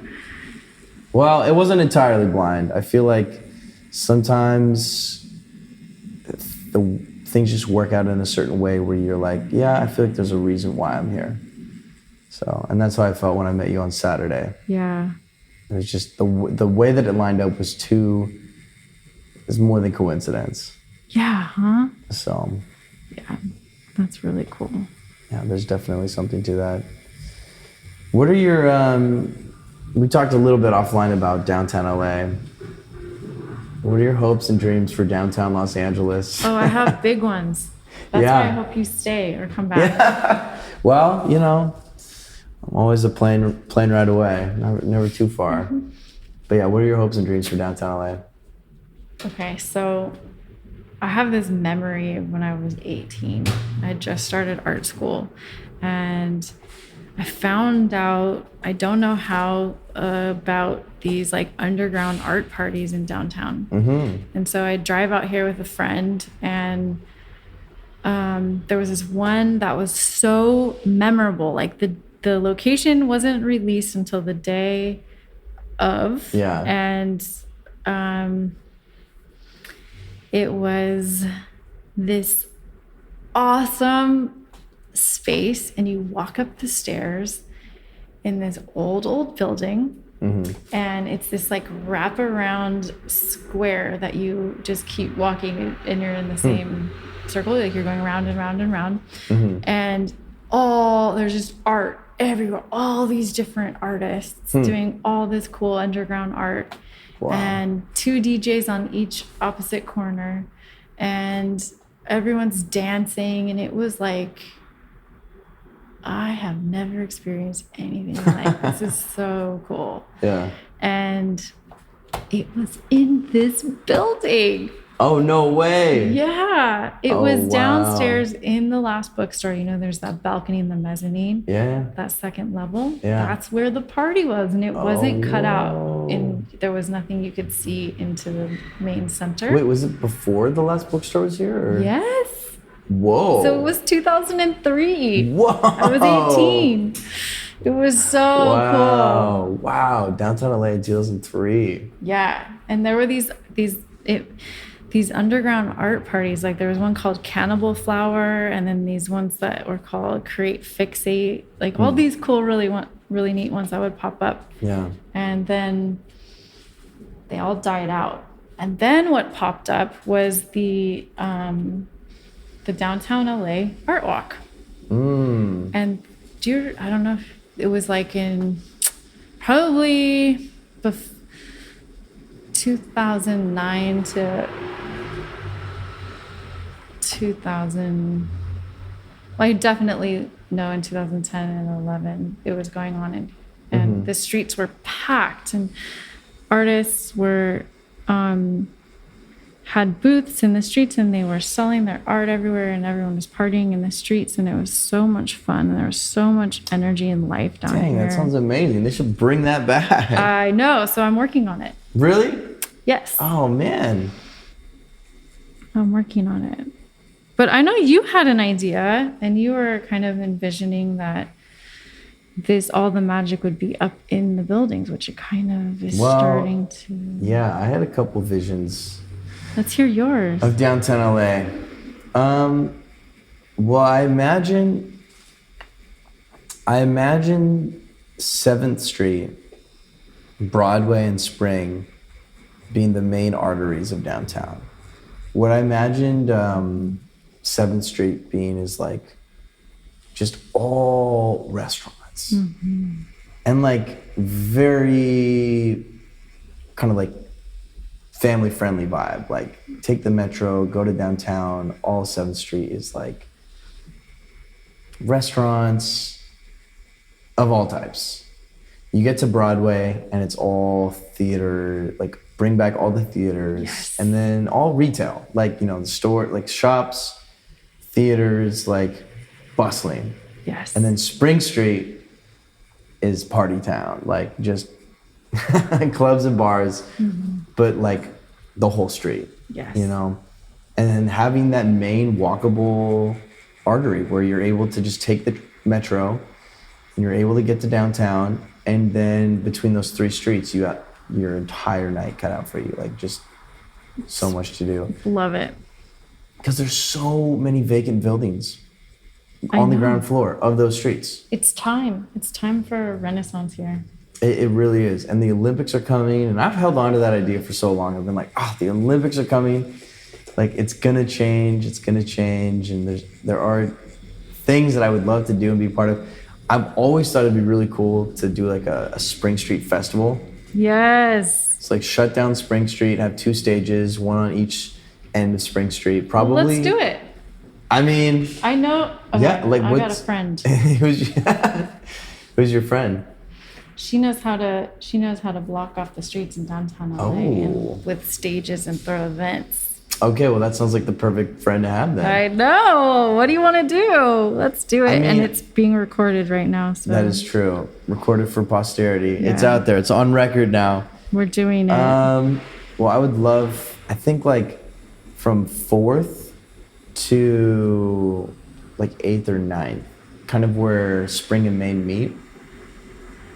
Have that whole part blocked off, have a stage on each end. Yes. And then like just like a regular fair, like bazaar, like where people can sell their art, sell their handmade goods, like Exactly. but also too like celebrate the culture of downtown LA. Yeah. Like downtown LA has its own specific vibe and culture. Like it's gritty. 100%. And I feel like like Spring Street is where a lot of that happens. So that's the place to celebrate that in an organized way. I agree. I'm so with you. So yeah. I would love to see that happen. It was cool to see the Bridge Fest happen on was it the 2nd Street Bridge? The new one that connects the Arts District with Boyle Heights. That was really cool. They did a festival on it? Yeah. Oh, it's called Bridge Fest. I didn't know that. Yeah, it was really cool. It's like very East LA vibes, which I think is perfect because like literally that bridge is like what's connecting downtown to East LA. Yeah. To Boyle Heights. And the one thing though that was weird was like they had a ton of security, which I think makes sense, but like it felt like a TSA checkpoint. Like, oh, it did? Like it was not fun to get into the event. It was like, wow, this is really intense. Like, where are we right now? So, but that can be smoothed out. But yeah, we can smooth that out. Yeah, I think anything to celebrate downtown and bring more people, and also make people feel safer. Yeah, that's huge. Downtown. That's huge. So growing up in Los Angeles, I mean, you've seen so many changes. What has stuck out to you in the way that LA has changed over the course of your life? People, I hear people romanticize like what LA used to be. I mean, I just did it, right? Yeah. So how do you feel about the way that the city has evolved over the last 20, 30 years?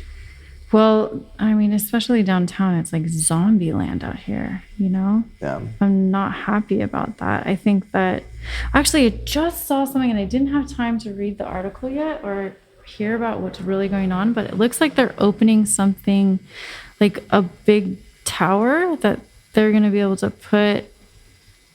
it's going to be housing for... I saw that article too. What was that? Yeah. For the homeless people or what? Yeah. The article that I saw just popped up on my phone. I didn't even read it. Yeah. It was, I think, like, kind of not favorably, or I don't know exactly like the tone, but it was like, Los Angeles is putting homeless people in like $600,000 apartments downtown LA. That was like the caption of the title. Oh, okay. Yeah. Yeah, I mean, I don't know if that's the solution, but oops, sorry. Good. But something. A house. Something because A place with a roof. Something where people are not like lighting campfires and blowing up stuff while you're driving by or like running into your car. I feel like I'm literally in like a zombie apocalypse movie driving home from work every day. That's just not cool. Like this is the heart of Los Angeles. Yeah. What? This is what our city, like no one's caring about the heart of our city. It does feel odd. It feels odd that City Hall is, 3 blocks away, and yet I don't get it. The city is in this state of desperation, dilapidation. Mm-hmm. Very strange to me. Yeah. So, but I think it takes people like you, people who are willing to set up shop and be business owners and be creative and be flexible And I think it's our responsibility as artists too, creatives, right? Because we're the ones that are not afraid to like make dark places light again or beautiful again. And there's always going to be this like it's kind of beautiful, like a death and rebirth, and a death and rebirth, just like a rose bush. And I kind of think of downtown LA as that, or Los Angeles as that. And sometimes it's blooming here and sometimes it's dying. And when we see it dying, like we have, especially during COVID, I came down here during COVID and I was really like shocked by how much homelessness and how much graffiti was everywhere. Like, okay, so this is a death. So new birth is coming soon, and I want to be a big part of that. You know what I want to know? I want to know where some of these homeless people get their tattoos. So I've seen some people who like their faces are covered in tattoos and they're homeless, and I'm just thinking like, at what point along the journey like did this happen? Maybe you're gonna have to start interviewing them. That'd be interesting. That would be really interesting. But don't tattoo them, okay? Unless you wear a mask, okay? Oh my God. Unless you wear a mask. I will not be tattooing anybody down in Skid Row. Here, straighten your arm out a little bit. Yeah. Thank you. And then turn a little bit. It's kind of cool because all I can see from this perspective is like the raised skin of it like swelling, which is interesting because it obviously won't stay like that, but it looks sick. Yeah, cool. It's like the scarification of it. Are you interested in any other types of body art, body modification? Not so much. Like piercing, no, because I'm like weirdly still squeamish about certain things. Yeah. Piercing is gnarly. I don't think I could watch somebody piercing anything. Yeah.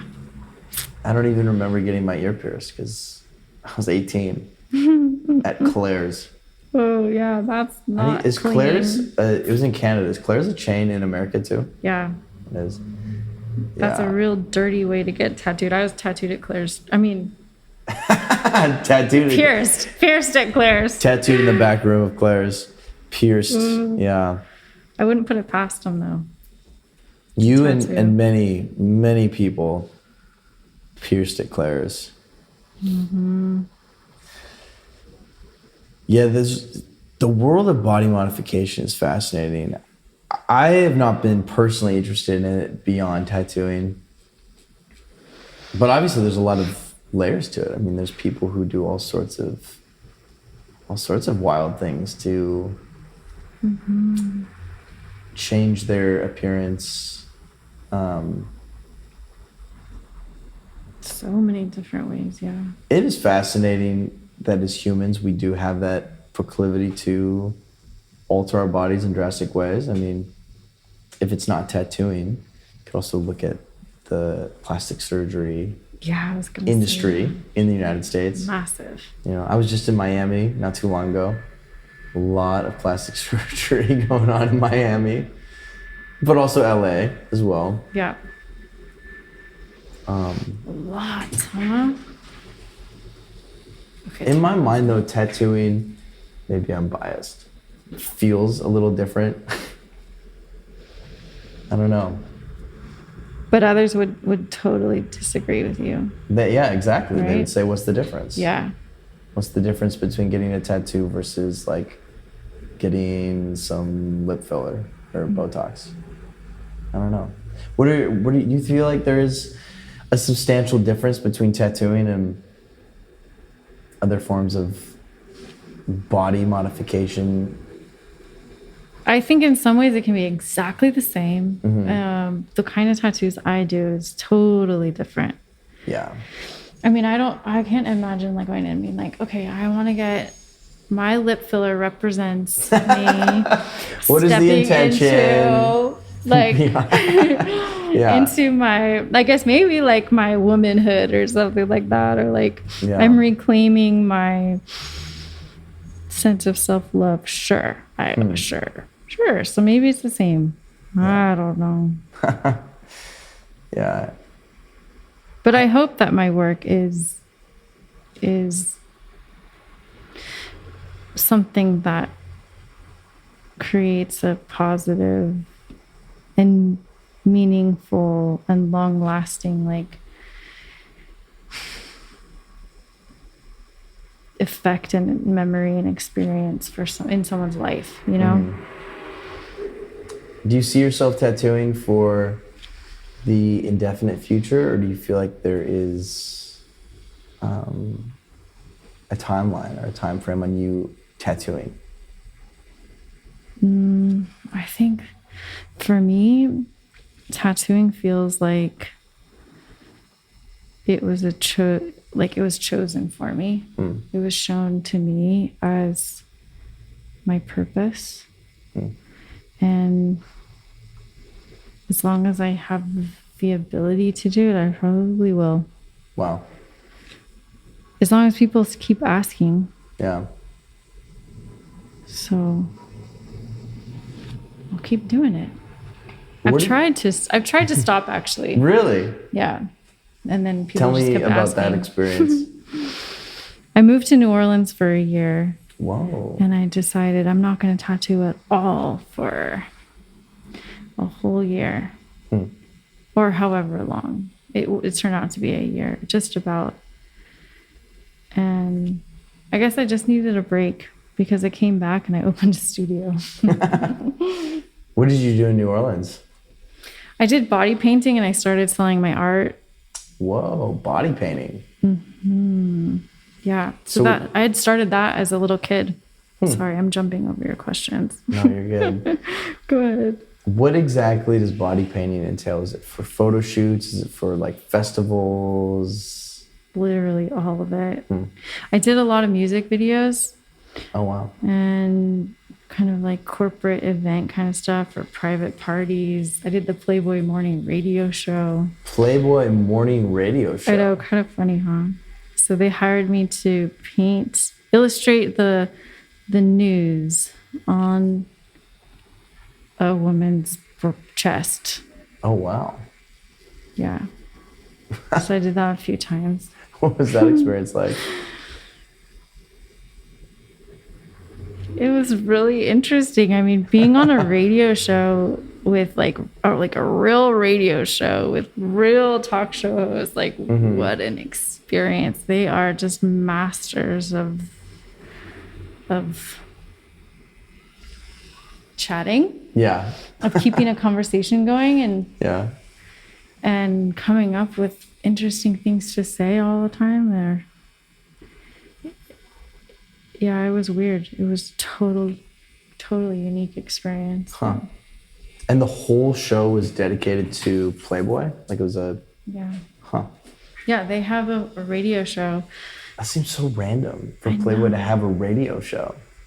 I know, Huh. And then they made it, when I came on, they started making it visual because there were so many cool things that we were doing visually. Right. They wanted people to see it. So you were in there painting. Yeah. And they were like describing what you were painting? Yeah. Wow. Kind of making jokes about it, laughing about it, interviewing the model. Interesting. Yeah, it was really interesting. Huh. It sounds like a rambunctious environment, I can imagine. Totally, yeah. Wow. Totally. Did you like living in New Orleans? Yeah, it was really cool. It felt like an initiation in selling my art and really being like a true artist. So wow. It was cool. Where did you sell your art? Like galleries, on the street? On the street, in art markets and stuff like that. Wow. Yeah. Takes a lot of courage to do that. It does, yeah. I was nervous. Even though like I did traditional art school and everything. And then I went there and I was like nervous to put my paintings out on a table. It was so interesting. But yeah. Because you're now you're vulnerable to whatever anyone says, you know. How would you price your art? I'm always curious about that. What's the art behind pricing art? That really varies. I think that the most important thing is like look at what other people that are in the same like vein of work that you do, maybe same skill level, and see what they're charging, and study that. See what they're actually, what they're actually selling, and then price around that zone, and then just go for it and see what people will buy. And then if you have a set price and you find no one's buying it, then offer deals on it. You know, like today it's 50% off, or for you, I'll give you this, you know.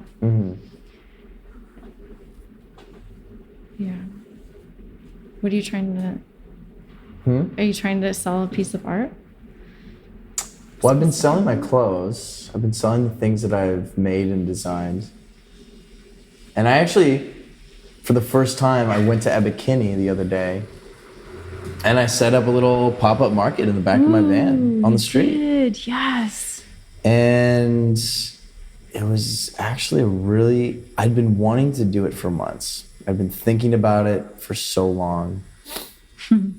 And I was like, you know what? Okay, I got the time. I have the motivation because I'm trying to clean house, and like, I just got to do it. So I went and I set up, and I only sold 2 things. One was a t-shirt that this guy just like, it was a guy who I knew actually, like just from the street. And it was actually when I wasn't even looking. I was talking to a friend, and he came around the corner holding the shirt. He's like, hey man, I want to buy this. Awesome. I was like, okay, that's really cool. And then I was kind of playing around with like my technique of how to bring people into what I was doing. Like, do I say hello and invite them over, or do I kind of like minimize myself a little bit, like read a book and like just let them walk up if they want to? And I was trying to go back and forth, trying different things, like offering people stickers and this and that. And so eventually I settled on just reading a book. So I was like, you know what? Okay, I'm not getting a lot of people coming through. Like, I'm just gonna let somebody walk up if they want to, and I'm just gonna read this book. Kind of kill 2 birds with 1 stone. Yeah. And then I had somebody come up and they bought a custom jacket from me. Yes. And it was actually like a jacket that meant a lot to me. It's actually, I'm wearing it in the album cover of the last record that I just put out last year. Oh, cool. And it was pretty crazy because like when they asked me the price, I had that number in my mind for a long time, and I just said it with confidence. I was like, this is the price. And part of that price was like I'm attached to this thing and I don't want to let it go. Oh yeah. And so cool. Really it's gonna take this amount for me to be willing to let it go. And they wanted it and they loved it. And so that was like my first time selling something that I had made. That's so awesome. For like a good chunk of change. That's awesome. Congrats. And thanks. So how much? $400. Yes. And that's so inspiring. It was actually like it was a very like whimsical, like youthful moment for me, because as soon as I sold the jacket, I called my girlfriend, and then I called my mom and my dad. I was like, awesome. You won't believe it, like I just sold my jacket, like a jacket that like I designed. So anyways, that is so cool. That whole world is still pretty new to me. You're doing it and you're in the right place. It definitely filled me up. So, yeah. Good job. Thanks. Yeah. And I'm kind of trying to just stay on that momentum and keep making more things, making more tote bags. Mm-hmm. Working on some new jackets. So. That's awesome. But yeah, I would love to get your insight and your thoughts on, being a professional artist, being a creative. It's tough, it's not an easy road. What What has kept you going? I have no other choice. Hmm. I can't do anything else. No? Not really. I mean, I've spent my whole life being an artist. I've spent my whole life being an entrepreneur in this like little artist way, you know? Yeah. And I can't even get like a job waiting tables, you know what I mean? Unless someone was like, okay, we believe in you, we'll teach you everything from scratch, you know what I mean? Like, I don't know, like all the different design programs. I learned tattooing in a kind of old school traditional way, which is really cool. So even Procreate is really new to me. And I'm just not really qualified in anything but tattooing and body painting and face painting, you know, or making paintings for people. Yeah. So I'm getting better I'm good at teaching. And at least I hope I am. It seems to be like people are learning, and most of the artists I've taught have gone on to open their own studios. So that's a good sign. Wow. Yeah, I'm really proud of them. And so I don't have, it's not only that, it's that I also don't think that I could stomach doing anything else. I get that. Yeah, like I would get depressed. I do get depressed if I don't I get that. make a living with my art, you know? Yeah, I think there's something about being an artist. If you're not doing that thing, then it eats away at you. I feel that way. Yeah, you do. I totally do, yeah. Yeah. What advice would you give to somebody who is an up-and-coming artist? A young artist, budding artist, wanting to pursue a career with their creativity? Just any kind of artist? Any kind of artist. Oh, okay. Generic. Generic artist. Generic artist. Okay.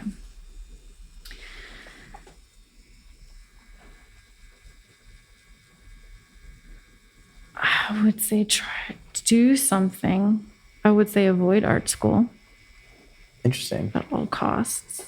Literally, it costs so much. And for what? Because you're not learning a trade, you know? And I think you need to learn how to do something that is a trade so that no matter what, you have some skills to make ends meet if you need to. And I think that having a job, finding some way to make money doing something creative is important. So that you can be self-sufficient, and that's going to help your creative process. Because it's Maslow's hierarchy of needs. Do you know that? So, right, when your basic needs are not being met, you can't access creativity. Yeah, that is very true. It's just like, gotta keep a roof over your head and eat. Unless you're numbing out and then you like get high or something and then you get creative. But I definitely don't suggest that or support that, you know? So I think that would be it. What do you think of that? I think that's wise. Yeah, I think that for creatives, at least for myself, time is everything. But if all your time is spent towards trying to scrounge together the money and pay rent, you won't have time to be creative. So if you can early in life find a trade that works for you, that is consistent, it's reliable, it makes money, and it's not gonna drain you, then absolutely, I think that's great advice. For me, that was tattooing. Yeah.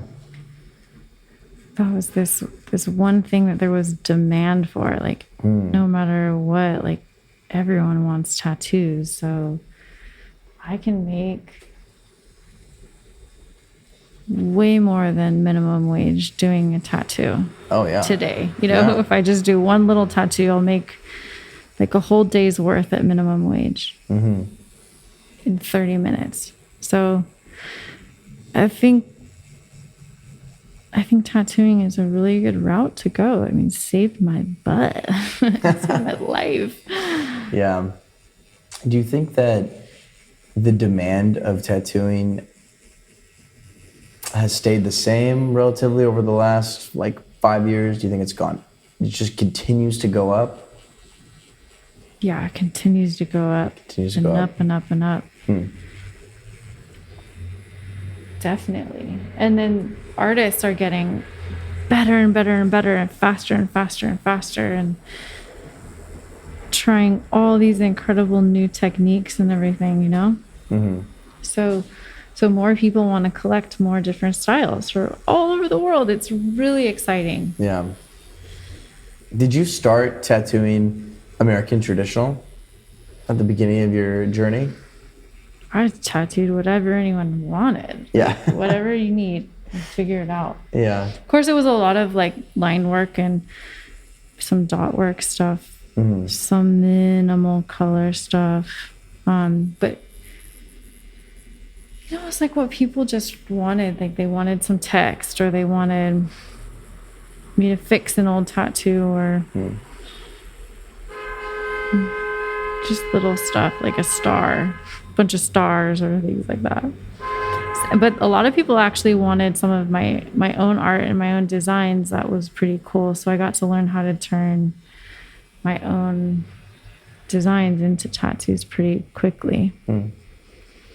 Is there a project you've not been able to do, you've always wanted to do, tattoo-wise? That's a good question. Yes. Okay. So there's a new client that might actually want it, which is pretty cool. Ooh, wow.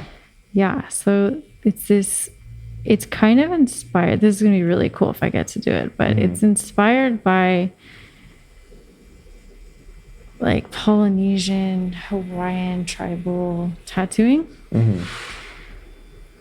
I just love that work. I love the patterns. I just really love the scarification patterns of African body modification too. And so this guy has some patterns that he wants to put on his body in a way that's inspired by that technique of laying patterns down. Cool. So I'm really excited that I might be able to get to do that. So it's a nod to indigenous tattooing, but it's not, it's completely different. Yeah. And it's really important to me that I don't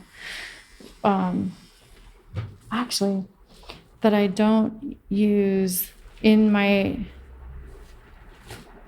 tattoos that I do, that I'm not taking a culture's symbol that I don't understand, right, and tattooing it on a bunch of people that don't know what it means, Yeah. That feels wrong to me. So Yeah. I need to get more paper towels, so one second.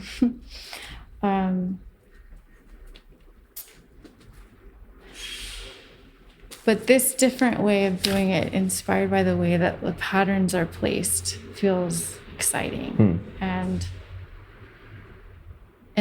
this could be a whole nother level of intentional, intuitive tattooing. Wow. In a fresh, different way. Okay. I'm excited. I hope that you get to do it. Yeah, me too. I think I'm going to get up too and just make sure that everything is good with the recording. Whoa. That's a sneak peek, I guess. Sure. I've been trying not to look because I love to just see the reveal. Holy shit. Wow. Yeah. Liking it? Yeah. Yeah? Yeah. Yeah. Good. Wow. I really like that technique that you did in there too. Just keeping it kind of like wispy. Yeah. Yeah, this is so sick. Okay, Cool. let me just make sure. Wow, that's still going. Awesome.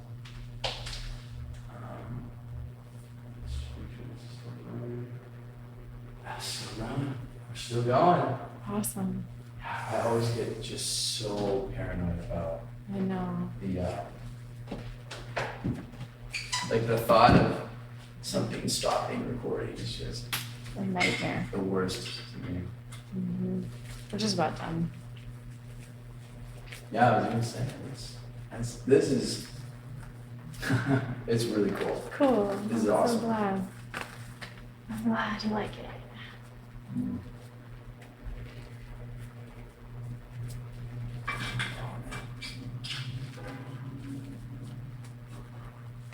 These are my new biodegradable gloves from Good Judy. They're really tight. Oh yeah. It's really good on. Oh, man.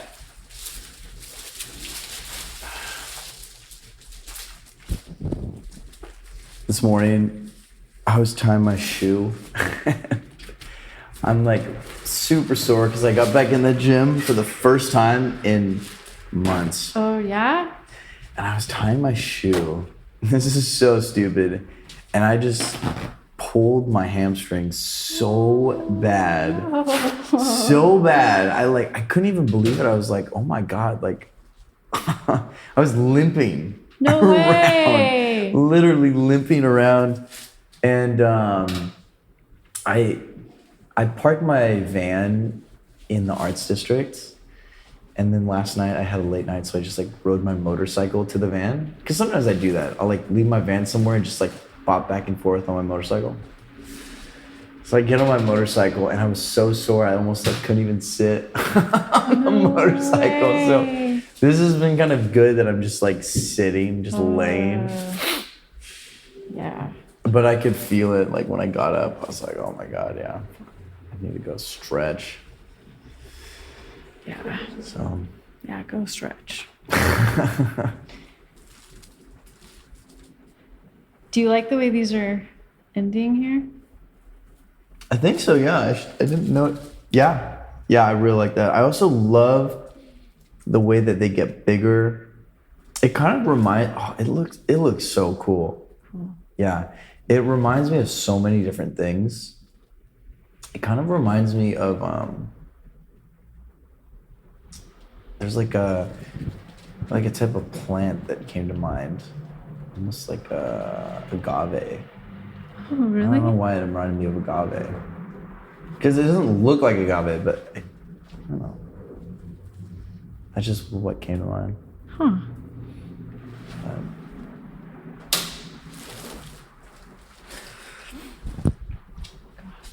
All right, well, we are back. How has this experience been for you? I mean, obviously, this is different. Yeah, it's a challenge to talk during tattooing for sure. Oh, you killed it. Thank you. I'm glad you're liking it. I think we're just about done. Yeah, I'm really happy with it. It looks really sick. And also too, like you definitely, I didn't even notice if it was hard for you to talk and tattoo at the same time. I didn't even notice. Really? Cool. No. That's cool.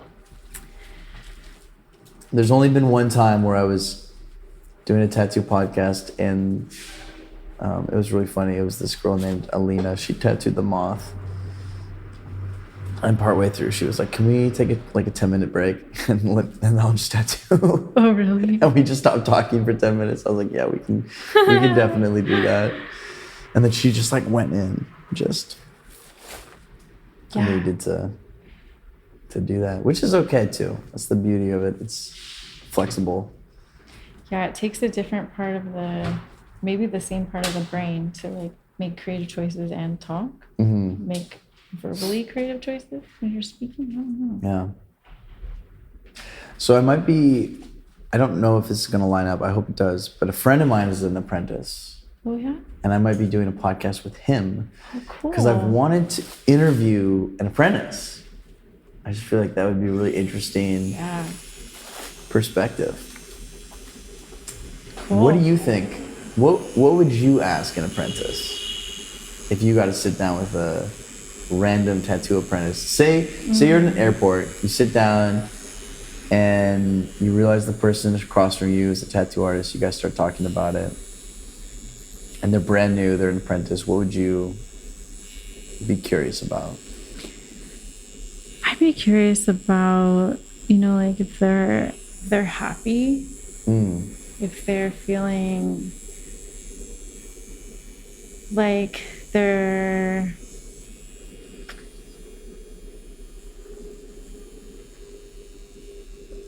happy with what they're learning, like what that process is like. I think that's pretty interesting. I know apprenticeships in general are hard because talk about like transforming when you get tattooed, when you start tattooing as like you're going into it to be like the most professional tattooer you can possibly be. It's a big transformation in your life. Like relationships will end and change. Like my experience, like everything shifted in such a massive way that my whole life turned upside down during my apprenticeship. And I'd be curious about that. Like what are their goals with it? Like, is it just a fun like hobby or party trick kind of thing? It's just cool, Yeah. Or to be able to just tattoo like friends and family, or I mean, it can be anything for anyone. That's what I'm curious about, because sometimes if you want it to be your profession, it takes on a whole nother level of intensity. Yeah. What do you think would be your advice to tattoo artists who want to take their profession seriously? One thing I noticed about you with this whole experience is like you're very buttoned up. You cross your T's and dot your I's. Like the contract that I signed this morning was just like an actual contract, and making sure I'm actually signing like a release waiver of photographs also, which I should probably do the same thing for my podcast. But what advice would you give to tattoo artists who are wanting to take their craft seriously, and how to go about that? Yeah, well, I think you have to kind of like be, the only reason you'd want to do it is because of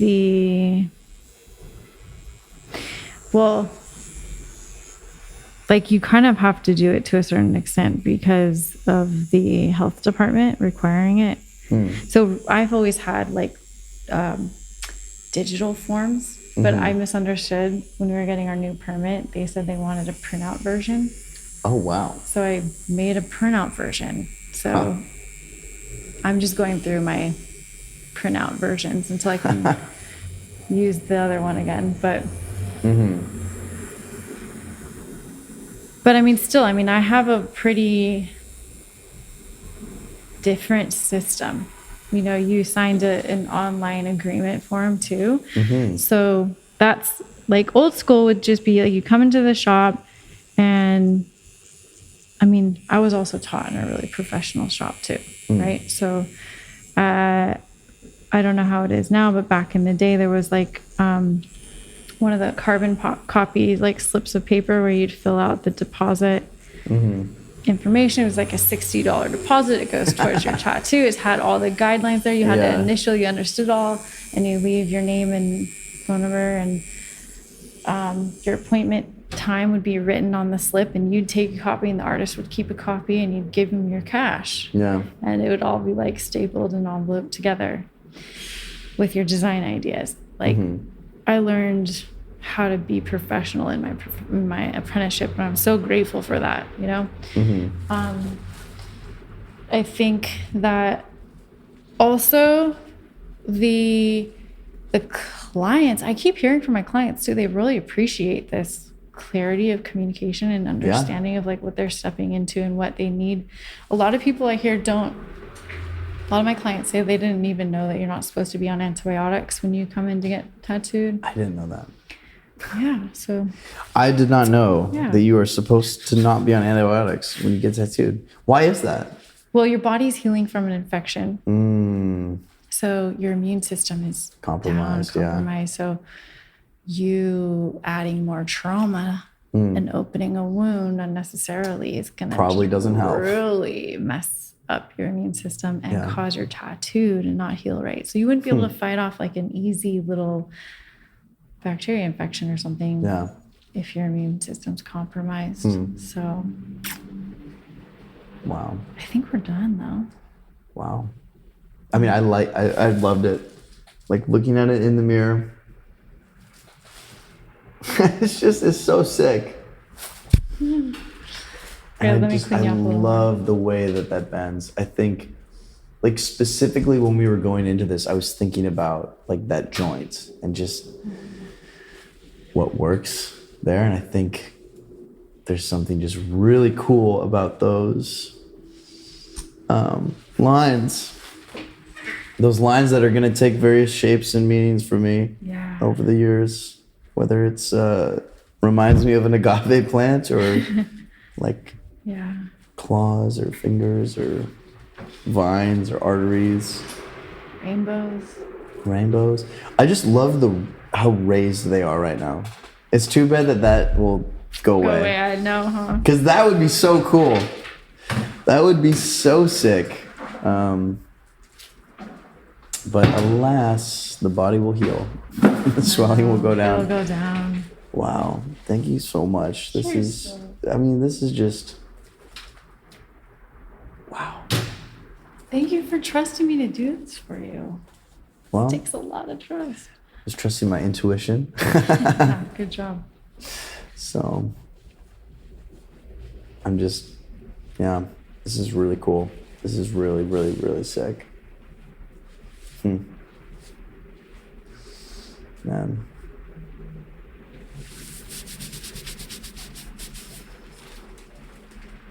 Wow.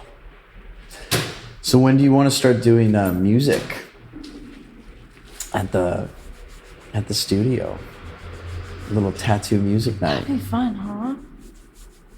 Yeah, well, we might have to talk offline about that. Yeah, and you'll see have if we to can perform for sure. That'd be so cool. I would love that. That'd be so cool.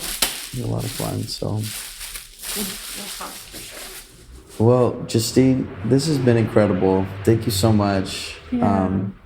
Where can people find your work? Where can they find? I'm gonna obviously list the links, but what would you like to direct people towards to find you and your work? Yeah, well, Justine Art Studio is my personal page, and then Earth Altar Studio is the tattoo studio. So right now it's pretty heavily just my work. It's we're like building a new chapter of this. So more to come soon. Amazing. Yeah. Well, I'm really excited to share this episode with the world. I'm excited for people to see it. Me too. Thank you so much. Thank you so much. This has been awesome. So thank you. Thank you for listening to the Spring Street Podcast. If you'd like to support the show, sign up for the Patreon to receive exclusive behind-the-scenes content and check out the sponsor links in the description.